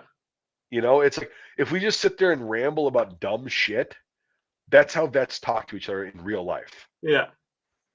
And if people can stand that, it's like, no, this is how it actually is. Yeah. And not this glorified, like condensed like 10 minutes of, 3 fucking hours. No, this is how we talk about things. And we laugh a lot. We'll cry a lot. We'll fucking, oh man, that's fucked up, Jesus, comparing, contrasting, and then getting his story. Like that's the goal of this is like just to show people that what you're being shown for quote unquote veteran interviews is super highly produced and not real. And it is. And if you want to see all of that, if Don and I met each other in a bar and we're sitting there and we just start shooting the shit, we find that, we're both in. He was in Vietnam, I was in Iraq, and whatever, blah, blah, blah. And we started talking, this is what the conversation is going to be. It's like, it's going to be fun. I don't know what the fuck I'm doing. Yeah. Because my first time. I'm sure it'll be fine. If you guys are just going to talk, no, I know. Be organic, yeah. Yep. And I just, Chris is going to be down there. He's a tech guy, and he's in the military too, but he's never been in a combat deployment. But like he doesn't care about that. He told me, he's like, you got to fucking do this. And if this goes well, like I can talk to any vet from any country, any time period, and just have a conversation. Like it's kind of like JRE. Like he's got a lot of faults. Joe Rogan does, but like he does literally just have conversations. Yeah, he'll jump from one topic to another. Yeah. It's all organic. They go off on tangents. Yeah. And that's what I want this to be, and it's gonna be. And I've talked to Don about this, and he loves the idea, and I'm fucking nervous as shit because I don't know what the fuck I'm doing. It's the first one. There will be teething problems. Yeah, but no, I couldn't think of a better one to do pop my cherry on this with Don, because again, he was a supply sergeant, he was a pogue, quote unquote. Yeah. But he was in the goddamn shit, and he's got a very similar perspective that I had when I was in Iraq, even though we were in different situations, different time periods. But the mentality, when I was reading his diary part of his book, I was like, oh my God, I know exactly like the thought, like the feeling. I just want to die. I want to be out of here. Like, please kill me. Like, this place just fucking sucks. I hate it here. Either end or. Well, you get to a point where you're just like, I just want to die. Like, I'm done. Like, I don't want to go back home because yeah. No, and he portrays it very. It's fucking raw. It's very real. And it's. I'm super excited. I'm very nervous, but I'm also very excited to just fucking go down there and meet him. He lives in a bumfuck town in Texas, and he offered to pick us up from the airport. This guy's a fucking class act. I'm gonna send him a care package. We're gonna go do some gun shooting. And he's got a zero one of his rifles. He's like, I need help with this. I'm like, no problem. I'll help you out. Yep. But and his wife is fucking awesome too. She's so cool. And it's like, I think, because James, the guy that initially got him to kind of open up about this and like edited his book, he said that he had not really talked about this in depth since he got back from Vietnam to anybody. Yeah. And so he's like, he and I have talked again on the phone like quite a bit, and he's open to talk about it. And we arranged this, and it didn't work out. We were supposed to do it in November, but shit went awry, and whatever. And then, so we're doing it, and in 13 days, I'm flying out there with my buddy, and we'll see how it goes. Like I'm excited. I'm fucking scared. I'm nervous. You'll get it. I don't know. Yeah. I want it to be fucking awesome, and I think it will be, because when I read his book, like I knew him before I read his book, and then I read his book, and I'm like, oh yeah, yep. Like, there's a lot in common, like especially with Vietnam vets and like the GWAT vets, is because there wasn't really a goal in mind. It was just, we're here. Yep. Survive. Being there for the sake of being there, so the businessmen and the politicians can make their money. Yep. And when you figure that out in country, it's like, uh-oh. But we're bucked. We're just meat for the grinder. But yeah, Don, he's fucking just an awesome dude. Like, so yeah, anyway, that's what we're gonna be doing in a week and a half, and heck yeah.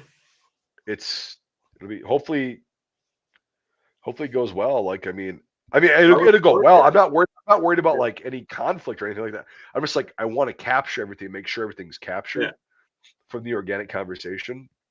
I'm sure it'll be fun. Yeah. I have a lot of confidence in my buddy. Like, I've known him. We've been friends since middle school. So I'm sure it'll turn out great. I look forward to hearing it. Yeah. And I don't know how long it's going to be, but Well, hopefully a long one, because I'm burning through podcasts at an alarmingly quick rate. So Yeah, I mean, if it's 12 hours, it's 12 hours. But I that's the thing is like, however long it takes, I don't give a fuck. Like yep, I want to extrapolate as much through conversation as possible because it's like, yeah, he's 78. He's not a spring chicken, man. no, Like, he's been he's got around the 20 block a years few left times. tops. Yeah, he's got 20 Yeah. years left tops. And I just want to make sure because a lot of the World War II vets that I knew when I was a kid, they're dead. They're And I gone. never get to There's not talk to many of them. them left. Yeah. And it's like a lot of their stories, like it just compiles to like a bigger picture and everything. But I mean, it's fucking insane because Don was there. He got there. And after a few weeks, like the Battle of Suicut, which is the end of Platoon, right? Yeah. That big battle at the end of Platoon. He was present, not like at that, not in the trenches, like in the fucking Yeah. bush, but like he was, he had just gotten to his unit, which was the 25th ID, when that happened. Yeah. When Tet happened, he had just gotten there in like late 67. And then the rest of his deployment fucking sucked. Well, yeah, the Tet Offensive was just a kickoff on a massive fucking. Yeah, and he was there for most of 68 and it just fucking sucked for him. Like it was just not good. Like there was guys getting killed and I'm not gonna spoil it, but like if you've read the book, there's a couple times where he was witness to some things that you should never be witness to, Yeah, people shouldn't see. and getting pieces of other people in your body because they blew up. Yep. Not good. But anyway, so yeah, that's again, you and I are having a conversation. Free America guy, he fucking left because he's like, oh fuck this guy, hate him. Yep. Good, fuck you. Like I will Yep. engage in the audience like I just have, but if I'm having a conversation with my friend, that's what we do Yep. live. Oh, I get it. Yeah. So. But yeah, it's we'll see how that goes, and I get to go to Texas where it's a little bit warmer. There you go. Get away from the cold a little bit, just as as winter is actually starting to happen finally. Well, and my buddy, like he's a fucking bougie motherfucker. Like he grew up with nothing, right? Like he grew Yeah. up. We went to school together. That motherfucker grew up with nothing. Now he's got a good career. He's in the Air Force / Space Force. He's been on the stream before, Yeah.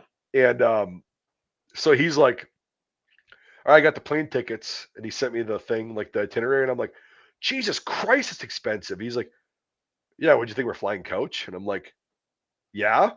He's Yeah. like, Was no, I can't do that. He's like, no, we're flying fucking first class. And I'm like, oh, okay. It's pretty He's like, much the same thing in the end. It just costs more. oh no, there's leg room, dude. My big ass on a flight in coach, I sit like this the whole time. Yeah. Basically, I'm just like, at first class, I can actually go, okay, cool. I But mean, he's like, it's about the same for me. I don't take up a lot of room. yeah, you don't, but like I do. But I usually fly coach because it's cheaper. And I'm like, whatever. He goes, no, we're fucking doing this. And I'm Yeah, like, you just tough it out. okay. It's only like a 3-hour flight to get anywhere. Right. And But he's like, no, we're not doing that. We're going fucking, this. And then he's like, all right, we're gonna rent a car. And I was like, yeah. I told Don, I was like, we're gonna rent a car. He goes, no, you flying to DFW? I'm gonna pick you up. I'm like, really? Okay. Fucking A. Like, Yep. Heck yeah. fucking, yeah. And we're gonna, so after we get done with the interview, we're gonna be, not the interview, the conversation. I keep calling it an interview. It's not. It kind of is, but it's not. But Yeah. anyway, we're gonna be shooting guns a lot Yeah. because he's got property in rural Texas. We're gonna be shooting fucking guns. We're gonna get his fucking AR-10 zeroed in because that's the one he's having problems with because he's got old eyes. And I'm like, I'll get it really close, and then we'll use your eyes. Yep. So You you just zero tweak it. it from there. Yep. Yep, and we'll tweak it and we'll get you fucking zeroed in. Not a problem. And I'm gonna send him a care package before we get there of a shitload of ammo and stuff. And yeah, we're gonna shoot guns. He's got a riverbed on his property that has fossils in it. Heck yeah. Yeah. So we're gonna go fossil hunting, and James said he got a lot of luck. Huh. Yeah, it's a dried out riverbed from like way back when, like probably Younger Dryas era, like 11,000 years ago when that fucking impact happened up north Yeah. and then flowed down south. It's probably from that or before. But there's like fucking fossils in there, and we'll go They hunting got for some them. cool ones. Yeah, yeah, definitely. But yeah, it's just again, it's like having sex for the first time. I don't know what the fuck to expect. I'll go Well, in it's there gonna be as terrible. prepared. It always is. Right, I'll be prepared as I possibly can be, and Chris will be too with our Yep. equipment and whatever's set up, and then we'll And just you go both into it come away and be awkward. like, "That was awful." No, I think it's gonna be awesome. It'll be It'll one be of those good. like, yeah, it'll be one of those like, those people that like bang for the first time. They last like 3 hours, and they're just fucking having fun. Yeah. Hopefully Hopefully. that's what it is. But either way, it's fine. But yeah, that's the plan, and yeah, I'm fucking stoked about it. But yeah, I'm really glad that like a lot of you guys in the comments have said you've read his book and bought his book. Well, I'm gonna I'm have gonna to. get my Yeah. Chris and I are gonna get it signed by him personally when we're down there, which is fucking cool. Heck yeah. I'll cheeky or breaky That's right. with $5. The $5. Which is good because I was getting tired, but now I have you're to getting stay for a tired. little bit because of the 5 minutes. Well, I only got like this whole last week I've just been sleeping like absolute shit. I got a new mattress, which sucks because the mattress is really fucking good. But like I go through these periods of not sleeping for it's usually like a month to a month and a half where it's like 1 or 2 Pillows. hours a night is about Pillows. Pillows. That's a huge difference. When you get a new mattress, you have to get certain pillows. Yeah. Well, I got night like the like 1 to 2 hours of sleep I'm getting are awesome. Yeah, but that's only 1 Obviously. to 2 hours of sleep. You need 8. But yeah, but it's just like I'll go through like periods and it'll be like a month or 2 months of where I'm just not hardly getting any sleep. And it's been the last couple of months have been like that. And then when you finally do get like a day off and you get to sleep, you always have shit to do. Yep, I get And that. that was today. I had shit that I had to go back into work to do. That took a bunch of hours and it had to happen like on the day shift, which sucks because I'm a night shifter. So you get home from working last night at like 7 a.m. You do your chores around the house so you can go to bed. And then you wake up 3 hours later and have to go do shit. Yeah. So that's where it's not good. I'm running on like 3 hours is the most hours of sleep I've got in the last week. So well, if you want to call it, we can call it. Like we've been going. That's about it for me. I'm pretty close to done. So all right, yeah. Cheeky Breaky, thank you for the super chat. Did he say something like I have? No, he just gave us $5. Nice. Because he's a cool guy. He'll cheeky or breaky though. That's right, he will. No, it's awesome. Yeah, I mean, good talk. Fucking yeah. 2 hours and 45 minutes. I don't know if maybe next week we can do Friday Night Shite, but like the following week I'll be gone in Texas. So well, next week I'll be working on the weekend anyway. So yeah, so might not be for a couple weeks. That's all right. But yeah. Also, don't fucking watch Tunnel Rats. It's such a waste of time. Well, I won't unless I've got literally nothing else to do, and I've got some stuff like some audiobooks to listen to and some other things to watch first. Hey, you should listen to Scuttlebutt. You should listen to our review of it. Okay. And then I normally do. I haven't got to that one yet. I'm a couple behind, but yeah, it's fine. We got some really good videos or in good a 12-hour shift. I can get through like 9 Scuttlebutts, so it doesn't. Yeah, take I long. know. Yeah, they're short, but like, we got some really good movies lined up. So I look forward to it. Fun. So, all right, guys, thanks for watching, and yeah, we'll catch you probably not. Well, maybe next week. We'll see. For sure. But you'll catch him, probably not me, but yeah, we'll see. But anyway, thanks for watching, everybody. And if you've made it this far watching it post, what should the keyword be, Devin?